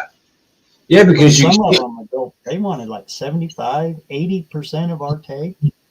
Oh no, Way. no! There's no way you can't make that. You can't make You can't live off of it. Oh, you lose money. Yeah. Yeah, you Cost can't do it. $2-3 grand to do the show. Right. You don't make that money back. Yeah, you in trouble. Golly. And not only count that, you gotta count the cost of the build of the truck or the car. Good. That and nowadays that ain't cheap. We're sitting right at about $3,000 in this build on this Thunder Chicken. $3 grand. Is what we sitting at, and I still got to get universal joints because I ain't gonna try to tempt 30-year-old universal joints that's been sitting that long. I still got to get a drive shaft loop and transmission fluid and a filter kit, and I still got to plumb my gas tank and get some fuel line and a temperature sensor because I lost a temperature sensor. No, not the temperature sensor, the oil sensor, and I cannot remember where I put it at. You're gonna run electronic? Yeah, I was going to use the factory gauge, the light gauge. I was kind of hoping I'd find a set of gauges at a swap meet or something pretty cheap, but Just go to the hardware store and get you a little key, yeah, and then run your manual gauge into it, and then run your idiot light sender off of the top of it. yeah, I can do that. And when you lose pressure, the light will come on. Right. It tells you, hey, look at the gauge, stupid. Oh. Yeah. I do all mine that way. Alternator too. I run the idiot with the volt gauge. Right. Yeah, I know a lot of people don't like that one wire distributor on a Ford, but the one I've got is actually the good kind, not the cheap one. And The 3-pole or the 4. yeah, 3. Was it 3? I think. Got 2 big wires going in, big leads going in. Yeah. I'm gonna use it. Just gotta mess the other one up, getting the regional distributor out of it. The nice thing about those is the regulator's right on the back of the alternator. You can take it off and put another one on. Well, I was On a gonna go. wire, it's all internal. You got to change the whole thing then. Right. Well, I was going with that one wire distributor, then I was going to go with one wire alternator. Oh, distributor. Oh, okay. Right. I was talking alternator. And then Long night. then I got the alternator swapped out because of my commercial account. It didn't cost me nothing for the alternator. But I'm just using the factory type alternator on it. And I've got an extra Boschert regulator. So I've got an extra one of them. I'll throw it in the trunk or the dashboard. That way, if it does go out, I can just pop it in. I've never had troubles with a Ford regulator. Me neither. I have never had a trouble with them. Duraspark I have. Lots of them. The spark plugs. Yeah. Oh, that thing is garbage. Yeah, and you might as well, when you got one of them, you might as well buy you 3 of them and stick them behind the seat somewhere. I think they came from the factory with one in the jockey box. Yeah. I guarantee you in 6 months you'll use all 3 of them. that tan truck, that's a no joke. I bought one and took it down and had to swap it out 4 times till they gave me one, get another one, and then it quit.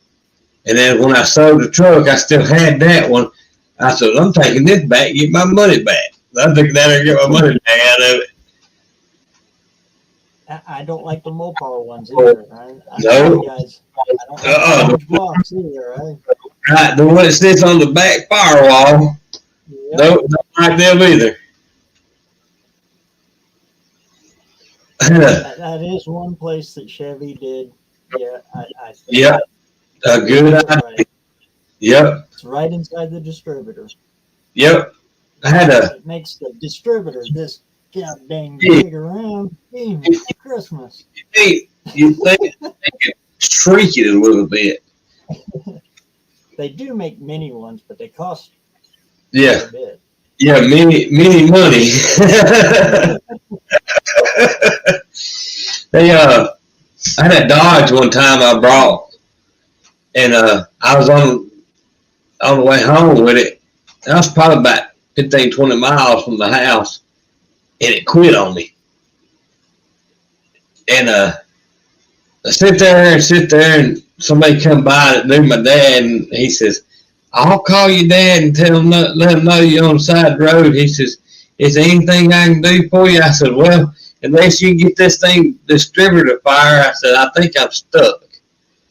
And Dad got there, and he said, "I'll tell you what it is." And he reached in there and got a toolbox, and I tell you, and we took the box off the firewall. He looked at it, he chunked it over the ditch. I said, "Hey." He said, "No, you don't." And he said, "Grab that distributor." So I pulled the distributor out. He said, "Come on, let's go get you a distributor." And they went to one of my cousin's house. He brought a Portage type distributor, and we put it in there. And I'm like, "Why do I want to do that? It's electronic condition." He said, "Now this time it won't never fail on it. Ports go out. All you got to do is put another set in it." I was like, "Lord have mercy." The only time points are a pain in the butt, though, is in a four-wheel drive when you're out mudding. Yeah, and it always goes back in the mud hole. You're out there blowing it out, Yep, drying it out, and you got to sit there and wait for a while for it to the drive. nice and dry, and then Yep. I've been I've in. already run the battery down to its last crank. Right. To get it to dry out. Yeah. Yeah, I've done that before too. I've walked out of the hills good 6 hours too, because Yeah. I was too dumb to stop cranking on that sun gun. we had moisture down here so bad, especially in the summertime. It gets real hot in the daytime, and it cools off a little bit at night. And I had a car Ford one time. Every other day, it wouldn't start for nothing. And my dad come out there, and he says,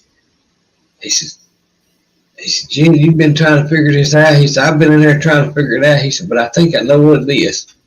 He reached over there and pulled the distributor cap and looked down there and had moisture in the distributor cap. And I said, "Well, how'd that get there?" He says, "Moisture from the heat." I said, "What?" He said, "Yeah, it's moisture from the heat." Yeah. So Where there's heat, there's water. Yep, that's right. And wound up, I used some Permatex. I sealed that distributor cap on that distributor, and they never done it again. And everybody's back in the late 80s, J.C. Whitney was selling these dress-up kits. And it was like a nylon fabric. Looked like those Chinese, finger trap things. right, Plug wires. right. I remember. He put them on everything. It was just neater than all get out. He Yep. changed the colors of his wires, and it's all braided looking and really neat Yep. looking. The head. Those things soak water, and as soon as they'd soak water, it just. Yep. Yep. And then for radiator hoses. Yeah, I had them with the radiator. Yeah. The kit, yeah. Yeah. Yeah. I remember them days. Like you said, little heat get in there, and they would get wet and damp, and then they Yeah. get out. And, oh man, talk about a nightmare. Down here when a car sits up past 3 or 4 years, you have major problems when you go to crank one. You have major problems. I had to beat that distributor out of that motor. Literally beat it out. Get it locked in there because it sit there for 30 years. That's scary because you don't want it breaking off. Right. And then you be like, what do I do?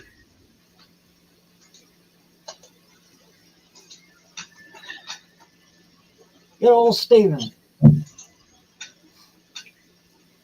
Is it ASW? Who is ASW?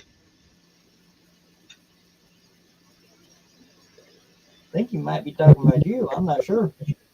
Oh yeah, he said he was coming to Georgia in June. Oh yeah. He's talking to you. Yeah. Let me send him a text. Oh, my phone. Why does my phone do that? I don't know. I say that all the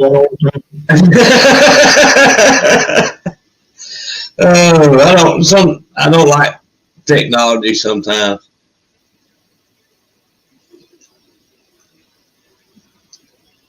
Yeah, I forget he was coming. He was coming through to Georgia. Oh, this is June. Holy cow! Holy cow! 5:30 for about another half hour. Holy cow! Yeah. It is flying by. Yes, yes. Text him my address. He's gonna come by and see us. Golly. It really don't seem like it's June.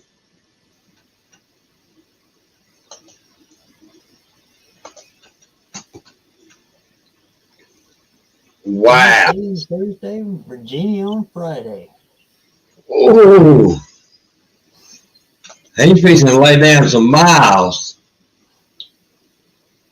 Hey, something tells me he's going fishing and he's going to come home with a fish. Yeah, he's gonna come home with a car.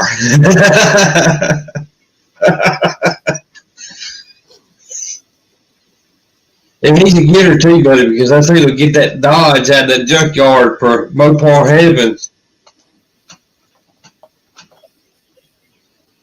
Holy cow. He gets off the boat tomorrow evening. Whoa.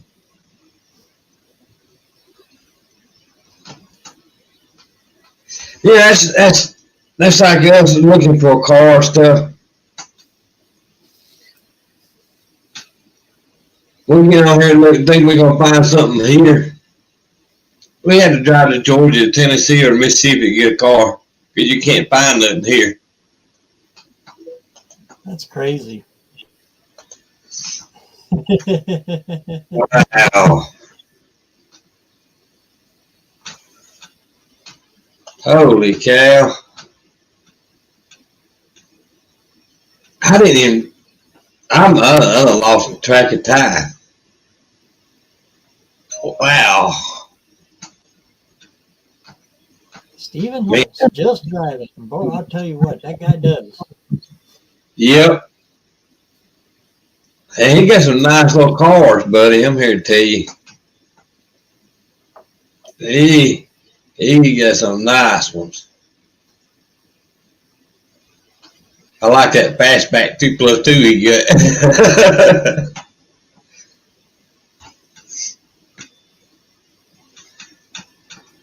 Yeah, I've sold a bunch of Mustangs in the 60s and 70s around here, sold them out of state, and 2 went overseas.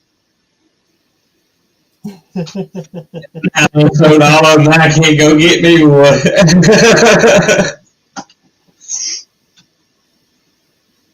I'm gonna build me another one of these days.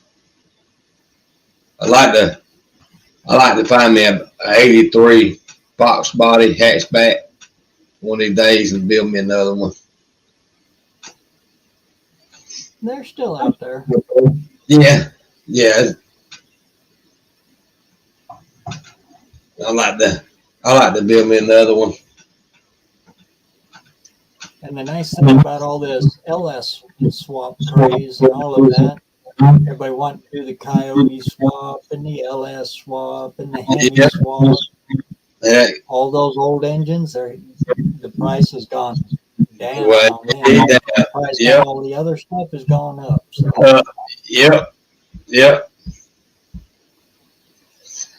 I just, I've seen a bunch of cars people has took like the fuel injection pipe on those and put them over in the 60s and 70 cars. It's all right, I guess, if you're going to drive the interstate 7 days a week. If you drive on the interstate, it's all right. But to me, I'd rather have the old push rod carburetor engine versus the fuel injection. for freeway driving, I'd still want a carburetor. Me too. I want control of the throttle. But I can see it when you're only going from within walking distance, but you got to drive. That Right. kind of driving, yeah, fuel injection is better. Yeah. I like carbureted cars. It's just simple. Everything's simple. Carbureted with the choke, you got to warm them up first, and Yep. there's a whole process to it. Oh Fuel yeah. injection, you just jump in, and well, nowadays you just get in and you push the button, put it in gear, and go. Or put your button on the keypad. Yeah, I just like to, I guess, getting in it and turning the key over and hearing it run, and that's what I like about it. And it makes you feel like you got more control. Starts chugging, you just Yeah, push it in a little. right. It smells like You push the choke all the way in. right. And you give it a bump to take it off fast idle, and if it idles out nice and smooth, you're ready to go. That's right. To me, a carburetor engine, a carburetor car, you get more control of the car to me versus computer controlled fuel injection. Give me about 2 seconds, Barry Rose. I'll be right back. And you know where your car is all the time. You feel it, you smell it, and it's the whole experience of it. I like a car with an engine in it that runs. Those are the best dang ones.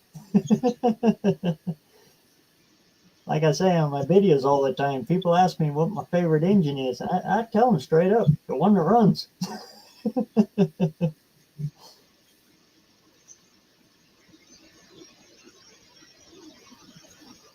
I'm like, how come I'm putting a Ford in that one? Well, it's because I got a Ford that runs. How come I'm putting in a Chevy in that one? Well, it's because I got a Chevy that runs. It needs a home.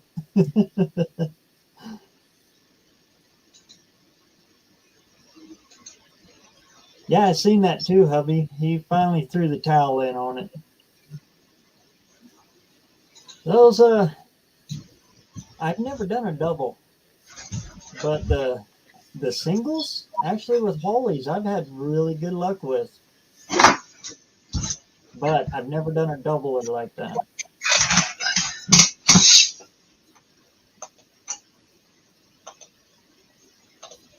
Yeah, I've never had a Ford engine to run past the quarter mark on the temperature gauge.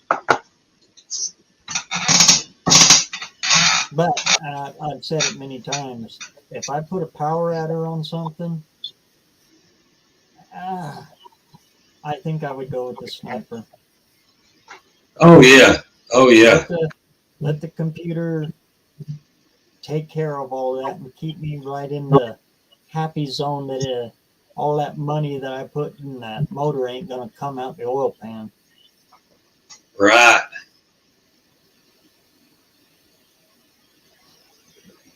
So it's got its place. Oh yeah.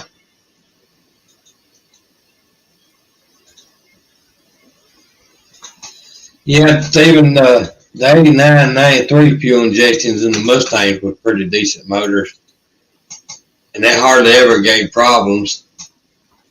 Every now and then, the distributor might give you a problem, but that was about the only extent on them. And the good thing about them, if you wanted to go carbureted, you just change the intake. Yep, that's it. That's it. And bang, you're right back into the old. That's right.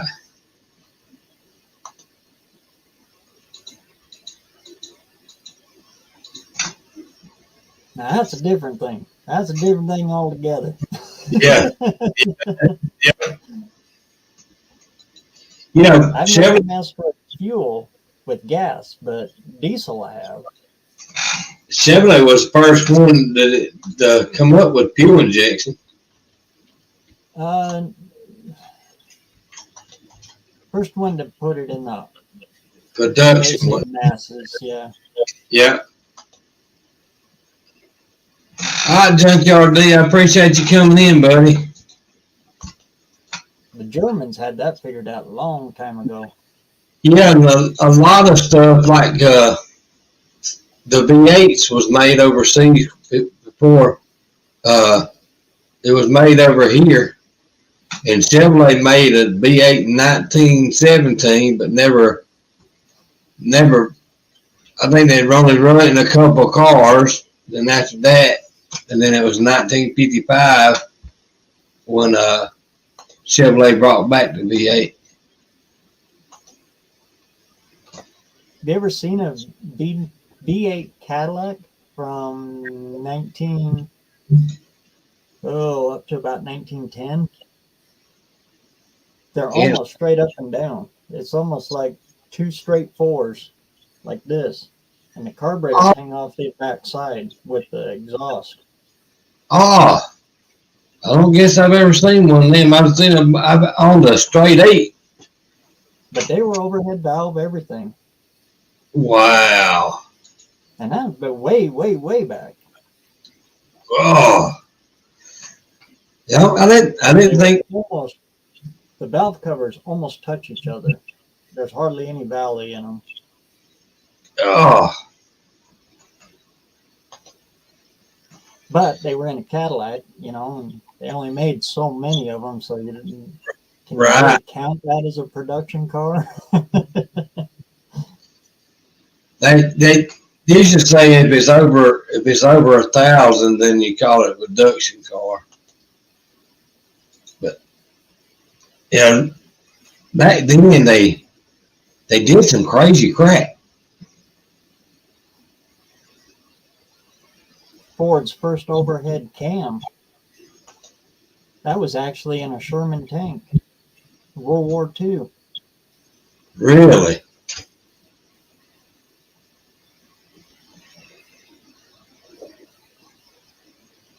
Hmm. Yeah, I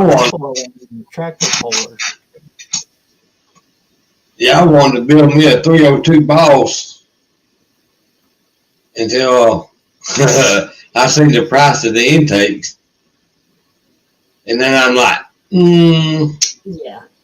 yeah, we're not gonna do that. That would have been sharp, though. That would have been sharp. Yeah, any of the Boss stuff, Cobra Jet, it's just Right. Yes. It's high dollar now. Andy's got into Casper. Holy cow. And it took him a lot of years to get that all together. We're just seeing the end product. He's been working at that for a long time. Oh yeah, it takes. Yeah, it didn't happen overnight.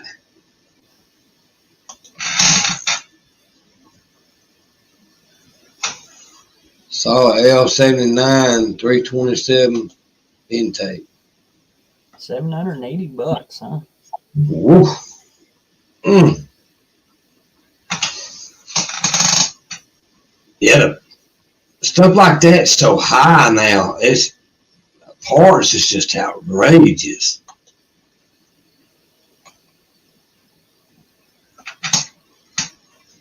Yes, stuff's so, Crossbox, huh? so high. Friend of mine's got a Edelbrock. It's for a Chevy, the Cross Ram. Right. It's a Chrysler design where they set them Yep. side by side. They're a mother effer though. Oh Lord, Yeah. because they go right over the top of the valve covers, and if you got to do anything, No, you. things got to come off. Ugh. Yeah. And I can't stand crap like that.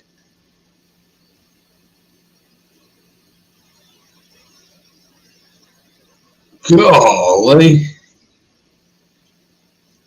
And it's a non-common plenum, so those Yeah, cars so- got to be synced, Exact same thing. identical. Yep. That's why I like the tunnel ram, because at least then it's got a common plenum to equalize it. Right. So I think- much easier to tune. I think Stephen Hulse is bringing the heat to No Name Nationals. What do you think? LA Tunnel Rim. Woo. Mine's gonna go so slow down the track I might have to turn back, mash reverse, and turn around and back up. Somebody asked me a while back how many tunnel rams are going to the No Name Nationals. And I said it's easy, all of them. Everyone out there. Oh. I was hoping JB could get that S10 there. Yeah. Yeah. That poor guy's fought that tranny all the way. If we was closer, I'd go up there and give him a hand on it. But yeah, I'm wondering if something's wrong with the case itself. Something's in there that just. He's a smart guy. He knows his stuff. Oh You yeah. can't go sour on him like that twice. Something in my head is saying that it's something with the case. It's time to start with fresh. Yeah. He could have a hairline cracking somewhere, losing pressure. And I did one of them exact same year little blazers like that. And I did this and I did that. And I got to the point where it sat in my little shop behind the house for a couple of months. And one day I backed up my row back and threw a chain around it, slung it on top of the row back and took it over to the shop and took it up to the junkyard. My buddy says, "You taking your blazer up there? What are you doing? Going riding up the mountain?" Because we had about 300 acres leased up there, and we'd go mud riding and they'd go deer hunting. And the crusher was up there crushing our cars, and I told that guy, I said, "Get that thing and put it in the crusher." He said, "Man, that thing's nice." I said, "Crush it." That guy buy it. I said, "No, crush it. I want it crushed." That's a good chassis. Yeah.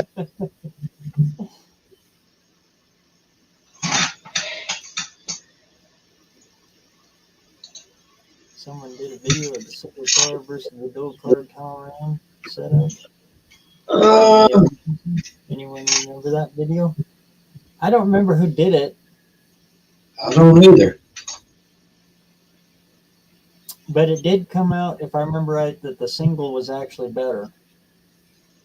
But I disagree on it. If it's the same video that we're talking about, that I'm thinking about, I disagree with it because the Yeah. setup that he's running is better for the single, but the dual, you got to set them up. There's more to just slapping than just slapping a tunnel ram on and calling it a day. Oh yeah. Yes. They both got their place. It's just like the Corvair carburetors, the dual set carburetors. They've got to be set so close to one another. If you got one out of whack, it won't run worth a crap. You've got to have both of them nearby, down to the wire. Yeah, if they don't have an equalizing plenum or an Yeah, equalizer tube, right. that was the key to a lot of Volkswagens. Yep. You take a vacuum line and you run it from one intake to the other intake. Right. You would equalize the pressure, and then your dual carbs would work. Yep. Again, a lot easier.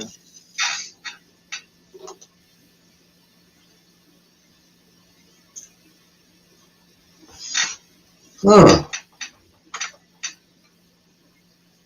And somebody they tell me not to use that Edelbrock carburetor.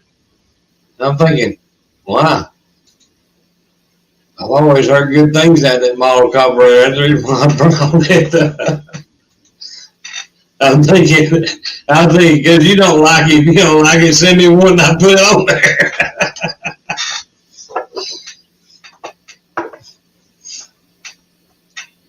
I'm like, I don't know how to go buy another carburetor. I think it was Power Nation. It's one of those upper channels, that's got like good production and that. Yeah. I think it was Power Nation. God, yeah, got me wondering now because I can see the video in my head. Yeah. And I think it was an Offenhauser. One of those ones that you can check the top off. You can switch it from dual to single. Right. I wish I had a real good quadrajet and know somebody knowed how to. The guy I used to build them, and he built them blindfolded. He's gone now, but if I had a good quadrajet, I'd stick a quadrajet on there. You can't beat a good quadrajet. Them quadrajet. Yep. Maybe you take it down the strip once or twice a year. Maybe. Quadrajet. But just like you said, you can't do nothing to them but put them back the way GM put them, or Rochester put them out. Yeah. I think mine's the Edelbrock 1406, Stephen. That's one I got.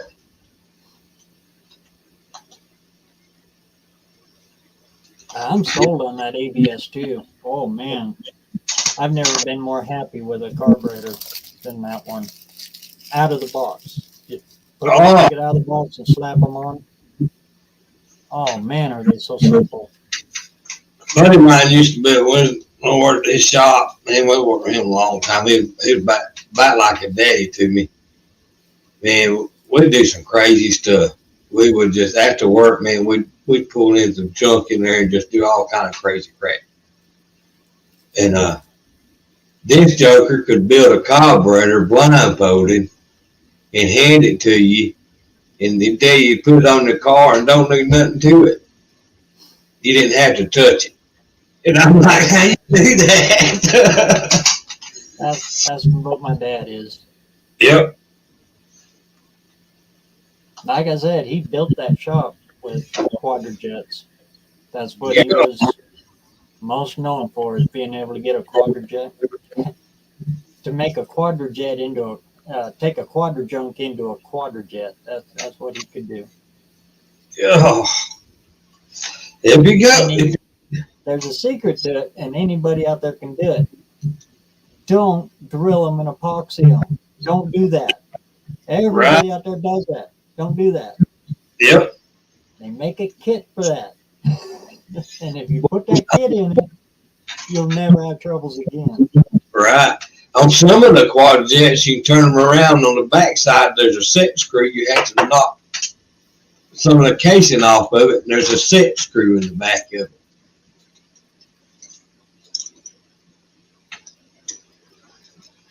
But yeah, if you got a good quad, if you got a good quad jet, you got a good carburetor. But there's limits on them too. Yeah, there is. 6, Yep. 86 and up, junk. Yep. Absolute junk. Yeah, that's junk. Yep. Yep. When they try to computerize them, they're garbage. Yeah, junk. That's like when Ford made that. What's that? Thermo Quad or whatever that is. The Thermo something. They come out.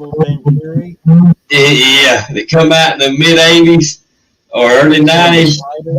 Yeah, that was worse than garbage. Yep. I used to do recalls for the Ford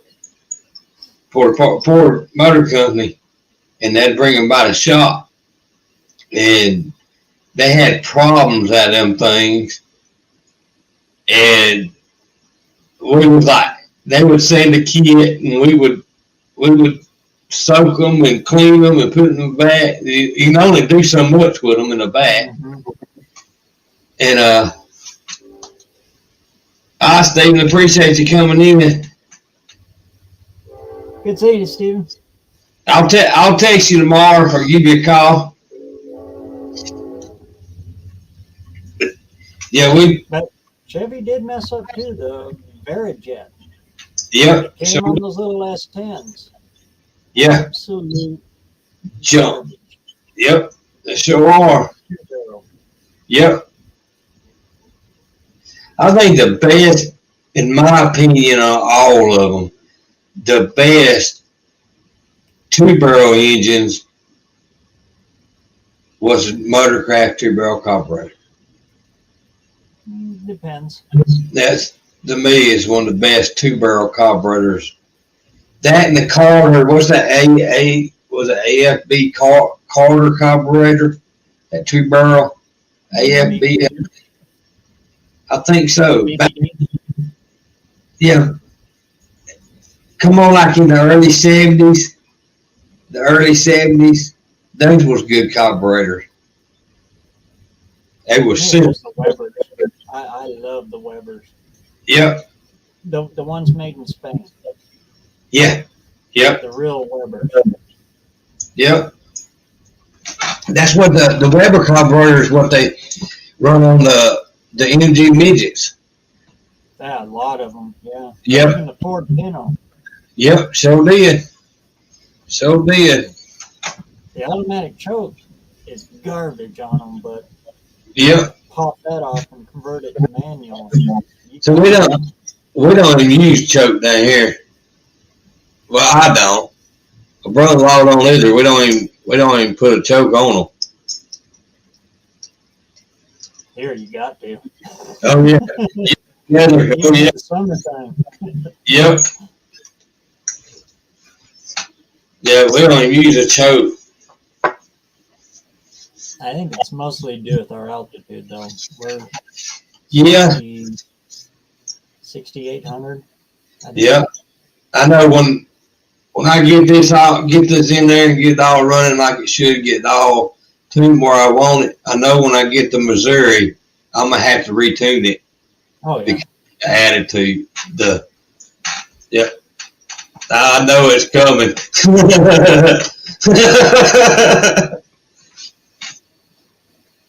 But to just have fun, you don't have to go extreme. Oh yeah. You don't need to bring your Edelbrock tuning kit with it. Yeah, yeah. Bring me this flathead screwdriver and get it. Yep, that's it. That's all I'm gonna do. I ain't. Oh, yep. Up there and check the metering rod springs. Okay, give me the pink, give me the yellow ones. No, Yeah. no, give me the purple ones. No, I ain't gonna do that. That's about right. Go. Yep.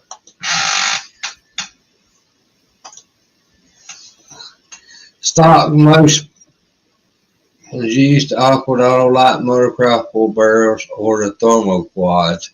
People who allow full car. Yeah. Ford's biggest problem is they choked them down. Yep. And they Good beauty. I mean, that 460 out there's got a 400 CFM carburetor on it. yeah, just Top. yeah. What get me is like the 351 M400s and the 400 engines, that 2-barrel carburetors. Yep, That little, 499. yeah, 2-barrel. yeah. 428s for the 2-barrel. Little bitty, And the little one, not even the 500. I mean the little one. yeah. Ford. I had a 2-barrel Ford carburetor. I think it was a 600 CFM, or was it the 500 CFM? One of the two. You take a 50-cent piece and drop it down on the bottom of the bows. But yeah, them big old motors needed the 4-barrel right out of the pasture is what they needed. And at least 650. Yeah, at least. I think they had back then though. I really think that a lot of that had to do with a lot of people still liking the 302s and the older guys that like the 302s, and then they come out with them 400s and 351 M400s, and a lot of the farmers didn't like it. They wanted them pickup trucks with a 302. I believe that's why they did what they did, I guess. Now on a 302, where I'm at anyway, a 500 does really good. Yeah. Oh yeah. Does really, really good on them. Yeah. Herbie said, And that's, stock. Yeah. You haven't put a cam in it. Your Right. head is just maybe a set of headers. right. 500 on it, and then things will wake Oh. right up. Oh yeah. Herbie said Holly recommends a 650 for a 350. I think that's when I get it's a 600 CF. It might be a 650. I have to go back and look. But I think That's a I 650. think that. Yeah, I think is it 650? Yeah, I think that 302 run good on it. Yeah, I believe it's gonna be all right on it. Yeah, That's why seen. I got all those big haulies in there. It's because customers that come in, they buy them big 850, big monsters, double pumpers. Stick them on a little bone stock 350 or 302. And just you walk behind them and your eyes bleed. They're running so damn rich. This thing's running like crap. I've tried to do everything to it. Oh, it's easy. You take that big old monster carburetor off that itty bitty little engine and you Right. put a little 600 on it or 500. Wow, Right. this thing runs better than it ever did. Yeah. Yeah. You take that 5-gallon bucket off the top of it, it can actually And get then- all the fuel that's going in it. And then I seen it happen a million times when they put a double pumper on, just like you said. And then it would, Actually, on hubby's right there, that's a 650. yeah, We're running on that, and that sucker will come alive with that little 650 on it. oh yeah. Yeah, I've seen where people do that, and then about 6-8 months later, they call you want to put a motor in the car, and they can't figure out why come they got to put a motor in the car. Well, You're running too big of a carburetor. You can also run a carburetor that's too small for it too. Yep. It sure can. I've seen that happen too.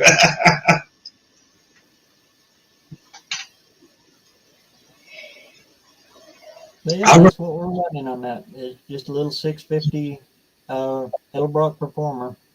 Yep. I run a times way down, so it'll run on any fuel.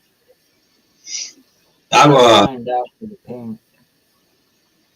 I run a 2-barrel on that 306 out of that 76 pickup truck for a couple of days playing with it.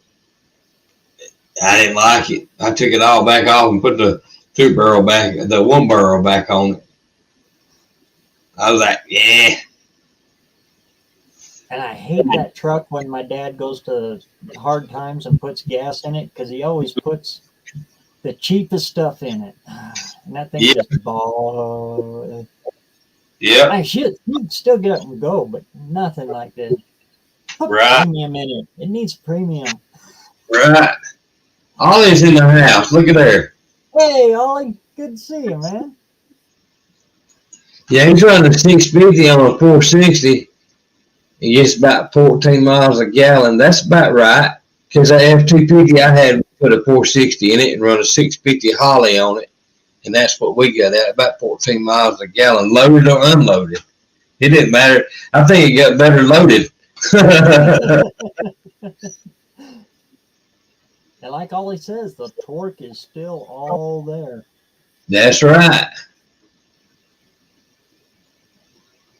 And boy, when you drop a gear and just let her have it and bring her up, whoa, whoa. Oh, yeah. She says, hello. Yeah, yeah. We're going to go from 14 miles to gallon to 14 gallons per mile. Yeah. That's right. Oh. I bought a car hauler one time, and I thought, it's going to be better than my Broback. It'd be better mileage on it. Ooh, I think every 5 miles I was looking for a gas station. And then it didn't take me long to see the tail lights leaving that thing.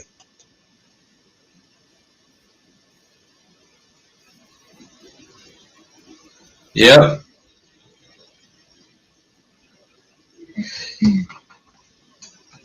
Yeah, to me the 650. The 650 best carburetor. Yep. Yep. Especially run the cam and fuel a lot of things done to it. The 650, man, it just makes it perform better versus anything smaller. I have 460, but if you got a 460 in a truck, and if it's in the F250, you got something, buddy. I mean, that thing can pull a house down. But that little bitty 400 that was on there, good Lord of mercy, you stomp that thing to the floor and they turn around and look at you and say, what? Yeah, yeah, yep. Give me a minute. That 400 that was in that white truck, I like the 400s too. I like that 460 if I'm going to be pulling something. That I meant the carburetor. Oh, yeah. The little 4100. Yeah. Yeah, they did. Like 25 CFM. That 400 in that Ford truck, buddy, it was a little hoss.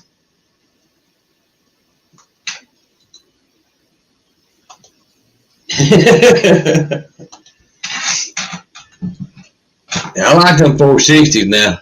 If I could cram a 460 in that Thunderbird, that's what it'd be it. Become No Name Nationals. You're on the right track with that 302 with that car. That's perfect for that. Oh, yeah. You are on the right path, I tell you. I wouldn't even go with the 351 in that one. Well, I'm kind of saving the 351 because I want. And then when I find the right Mustang, then that's what my 351's gonna go in. I kind of want to say that because I didn't want to put my 351 in this Thunderbird and then start driving it in 6 months down the road. Somebody pulls up, off me a water cash for it, and I have to get out and leave my 351 underneath it.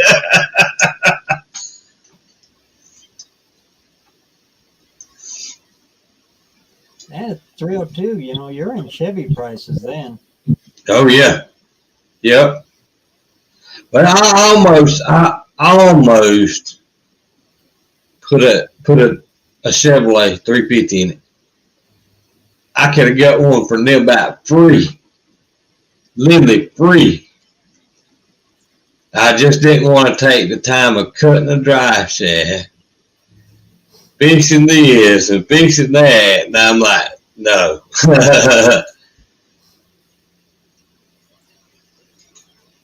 I just have mine made. I don't mess with that. Yeah, I don't either because We've done a couple of them, but you still got to get them balanced. yeah. Sometimes you get lucky, but I never get lucky. I always said if I do that, he's gonna unplug me. Oh. Oh. And we have a shop here called Musselman's. They're the price to have a driveline made up. Well, if you take them the shaft and all they got to do is cut it, because there's your yokes. They don't have to buy none of that new stuff. All they got to do is cut it, shorten it up, stick it in, weld it, balance it, out the door. The last one we had done was like $125. Oh, that's not bad. Down here it's about $250. It starts at $250. Yeah, that's not bad. I've noticed that if you go to like, if you live in an urban area, if you go to a rural place, you know, a town outside that's got a lot of farm country around, and find one of those driveline places, generally Yeah. it's a lot cheaper Oh yeah. Oh yeah.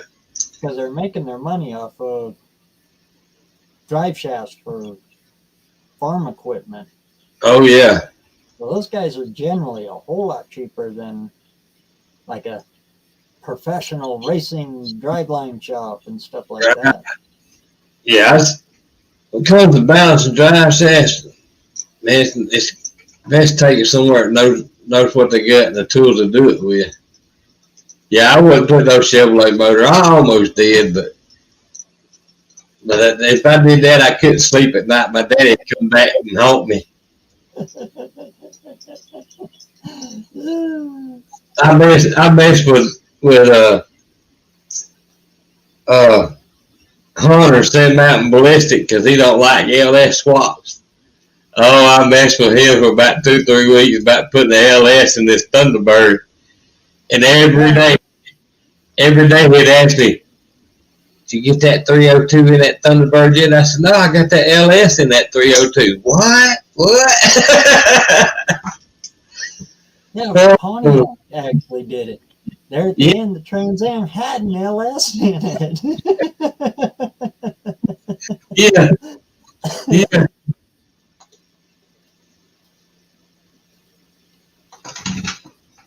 Yeah, I can't stand to go to a car show and see a Ford there and sit with it and have a Chevrolet motor in it. They just ruined it. They do look good. We got a 55 Ford that's sitting on a 77 Chevy Melody. Did you see that video I tagged in my on that 55? Tomorrow's video is going to be on that truck. I'm changing the power steering pump in it. Oh yeah,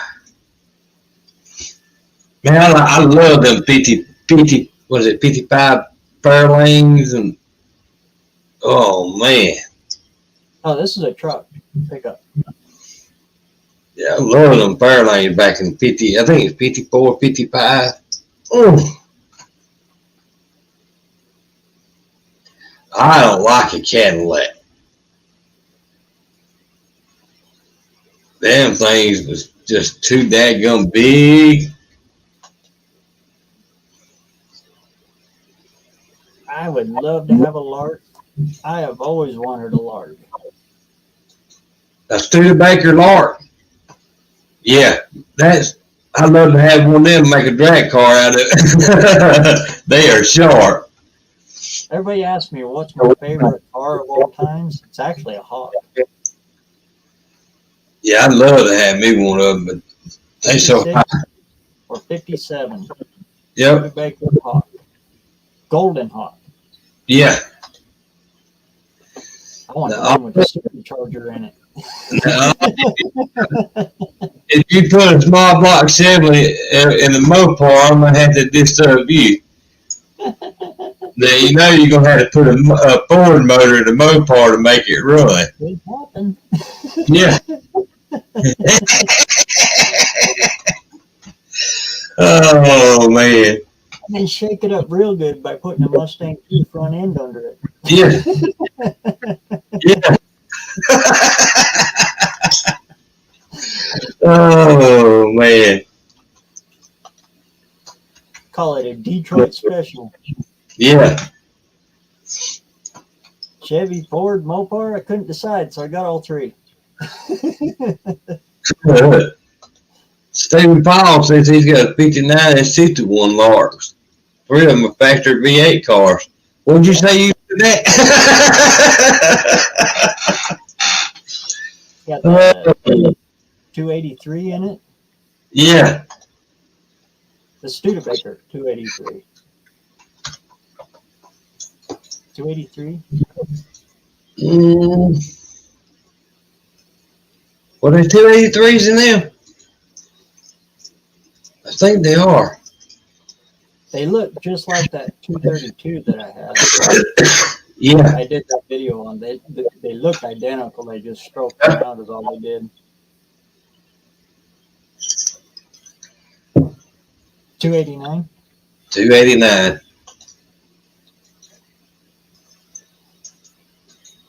In 62, they were the fastest production car. The Avani was in the world. Yep. Studebakers. Yeah, some of the Studebaker, well, the 50, somewhere in the 50s, some Studebaker trucks is very popular, boy. They sell like hotcakes. It don't matter what shape it's in. Had the center bolts on the valve covers. Good looking. Mm. Valve covers were all round. Oh, yeah. Stephen, where did you say you lived at? 232, 259, 289, 304. I think the 304 is the one that held the record. Yeah, ain't the 304? Ain't the 304s what they put in the Jeeps too? Different though. That's international or AMC. Yeah. And international. Another front place distributor engine. No, they were in the back. Studebaker was.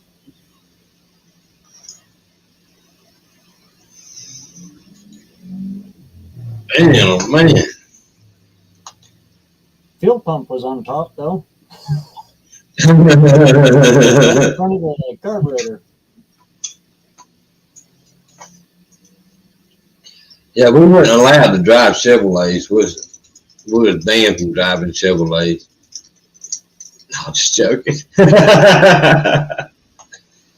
Yeah, it flew down Bonneville. That's why I like to go out there to Utah, out there to the flats.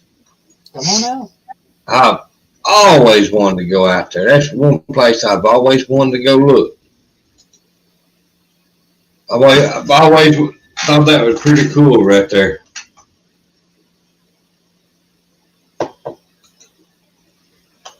Oh man.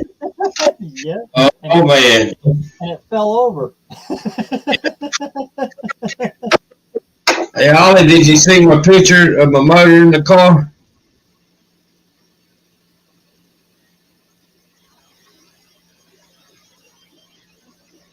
Isn't that Barrows? That's the easiest motor that I have ever put up against the transmission. How about that thing went in there like butter? They do. 302s are just the easiest. Man, they went on in there. I took a little bit of oil and ran around the shaft of the torque converter. The only thing I wish they would have done is more like Chevy with the bolts that go through. Yeah. Instead of the studs being on the torque converter. Yep, me too. I agree.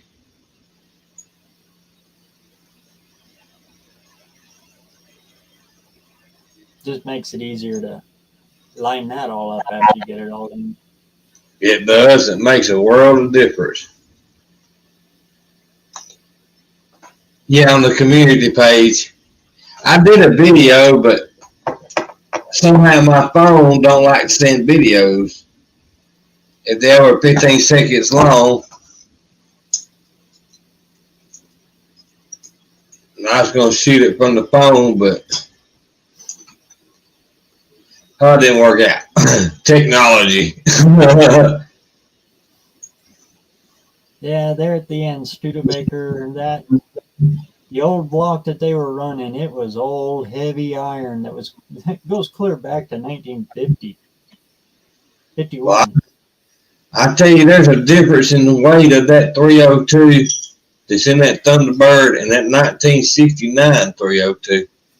That 69 302 is heavy. I can hardly pick that joker up, buddy. That thing's heavy.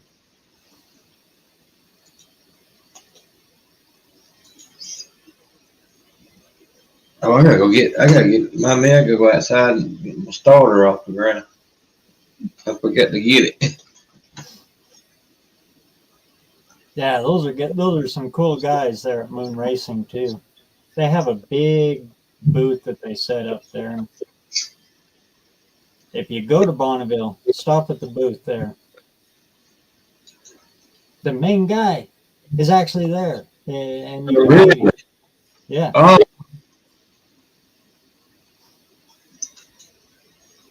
Golly. Yeah, I've always wanted to go out there today. I think that's short right there. I can't remember what I bought from there. I bought a few things.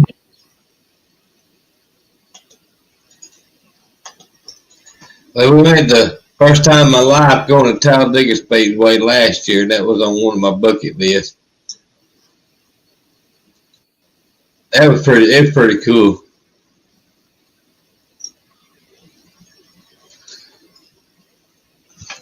And it's not just the salt either. Then you go over to the casino. It's only 3.5 miles from the salt. Right. And it's just an all-night car show. Yeah, they said you walk right through the buildings, and the cars is on both sides of the walkway. Yeah, there's a lot of cars out there in Utah and Arizona. And people from all over the world go there. Yeah.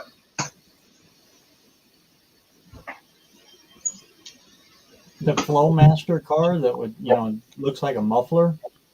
Right. They were camped right next to us. They drove all the way from Kentucky. Ah.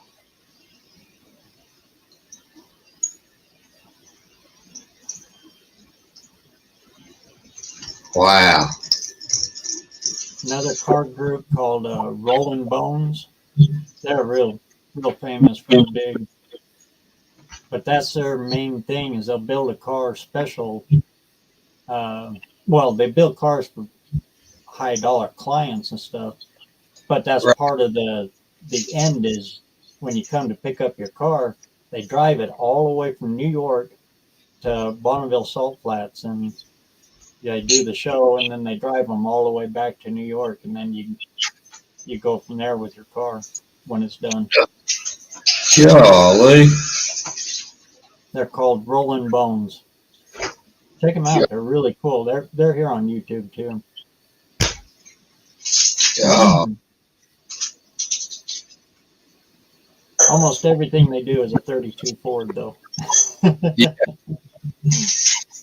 what's that 38 POS racing?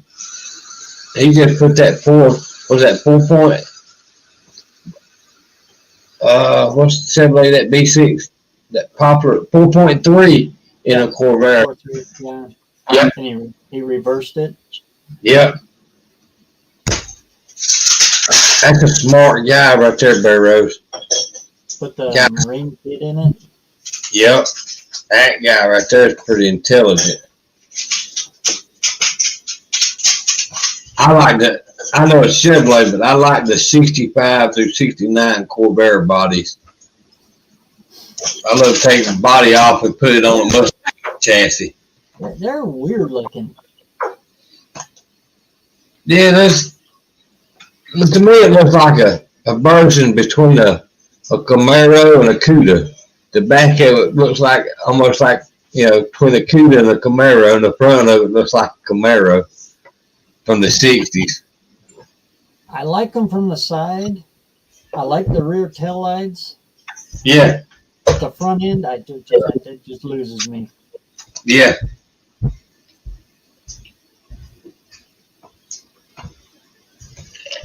My dad's best friend in high school, or right out of high school, he bought a Corvair, and he still has that car to this day. Golly. He drove it straight from the dealer, Smith Chevrolet, and into the paint shop, and they did the lace on it. They did a lace paint job on it. Beautiful, beautiful car. Golly. That was in 69, I think, 69, Yeah, 69 was the last year one. 68, 69 when Leroy graduated. Golly.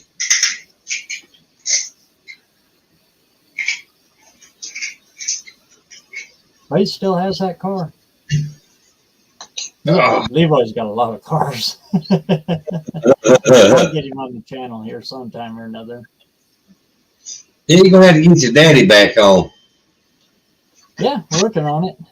Yeah, you're gonna have to get your daddy back on there. Your daddy's got a lot of knowledge. That he does. A lot of knowledge. I know about this much of it. Right about there. Yeah, that's not my dad. That's not my dad, man. He could play any musical instrument known to mankind. And I've got his steel guitar. And yeah, people ask me, you play that steel guitar yet? No. Why? It's got 10 strings, 5, 6 pedals. It ain't gonna happen. And then you got this bar you gotta slide down the deck. It ain't. Oh, pedal steel. Yeah. Oh, okay. Yep. It's too many levers and too many pedals. Those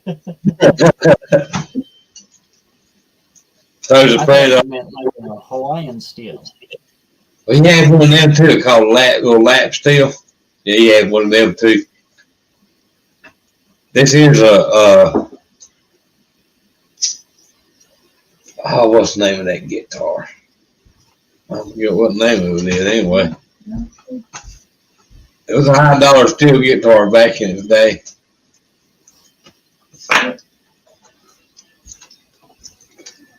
Yeah, we got electric guitar. Mark Longo was the guy that invented that. The Hawaiian steel. Yep.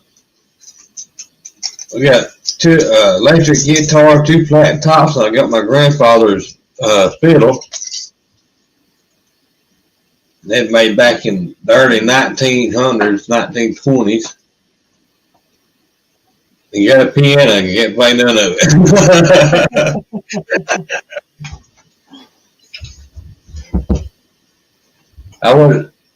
Everybody says, how come you didn't learn? Well, I had the best teacher on the planet was my dad, but I was interested in cars and more cars and more cars.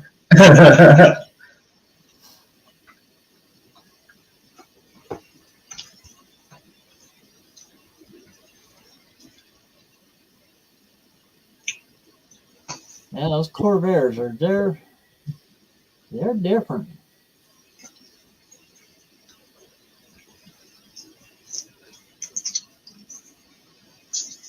Oh yeah. Comes up and twists and then comes up to the top. Yeah. Yep. The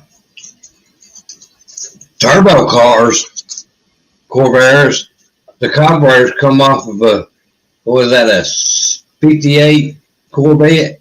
What was the first year of the Corvettes? 53. 53 or 54, around in there, the carburetors, it might have been 50. Yeah, 54, 55, somewhere around in there, the carburetors, that's where they used the carburetors for the turbos on them cars.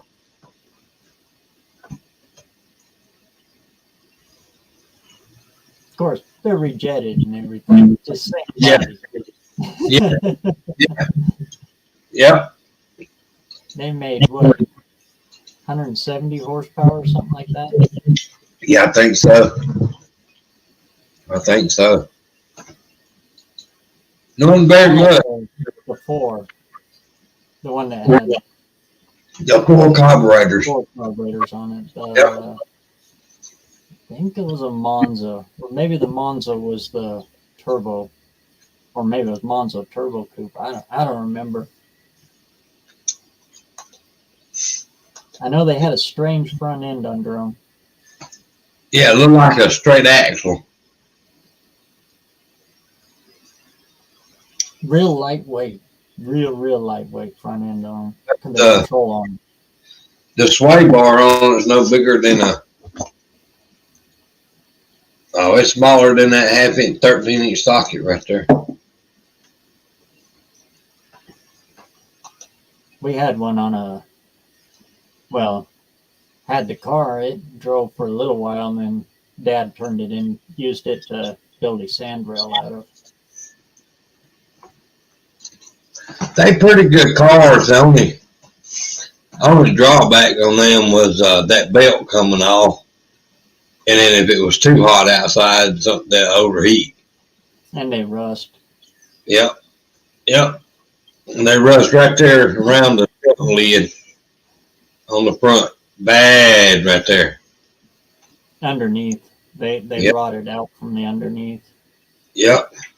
Like the Volkswagens did. They got a flat bottom. It's hard to find a Volkswagen with a good pan in it. Yeah. Even up here, you can't find them. No.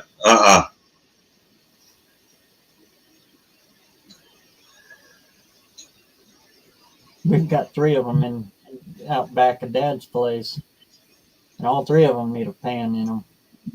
Oh yeah. They're micro thin. Oh yeah. They ain't nothing.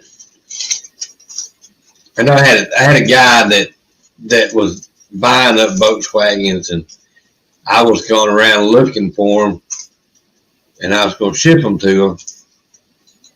And everyone I found, the whole bottom of it just about non-consistent, and I'm like, nah.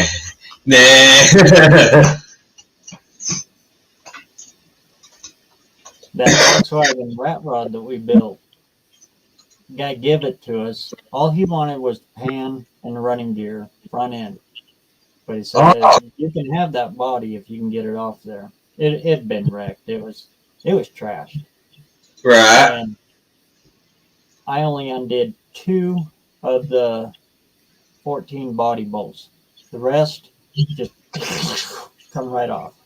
Golly. It was rusted so bad. In Oh. fact, one of the body bolts wouldn't come out because they had actually used Bondo to Bondo glue it to the floor, to the pan, the floor pan. Holy cow. I had to get in there and bust the Bondo out to get it to pop up. Golly. But it had been hit hard on the driver's side. At one time, they tried to straighten it out. Oh.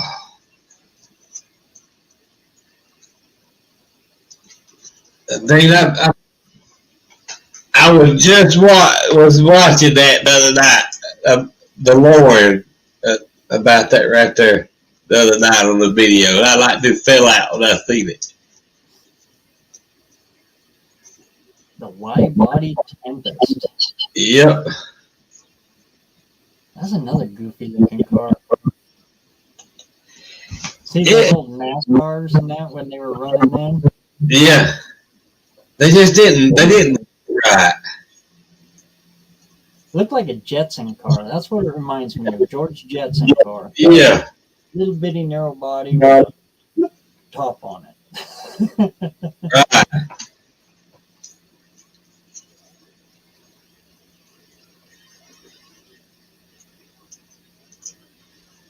Well, I better get up here and get myself to bed. I got to be up early in the morning.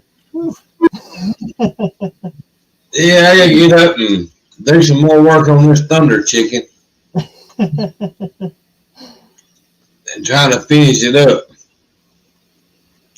Because I'm ready. Put that power steering box into that so I can get it off the lift and then clean the shop out so I can get a damn Envoy and to change the transmission in an Envoy. Oh, that's gonna be some fun. Yay. Then I'll come home and beat up on an old Ford. That puts my mind. Yeah, yeah. And there ain't gonna be one, not even close to those stupid plastic quick connects on that Ford when I'm done with it. Not one of them. No, I can't stand them. I can't stand them clips. Oh man, I can't stand them clips.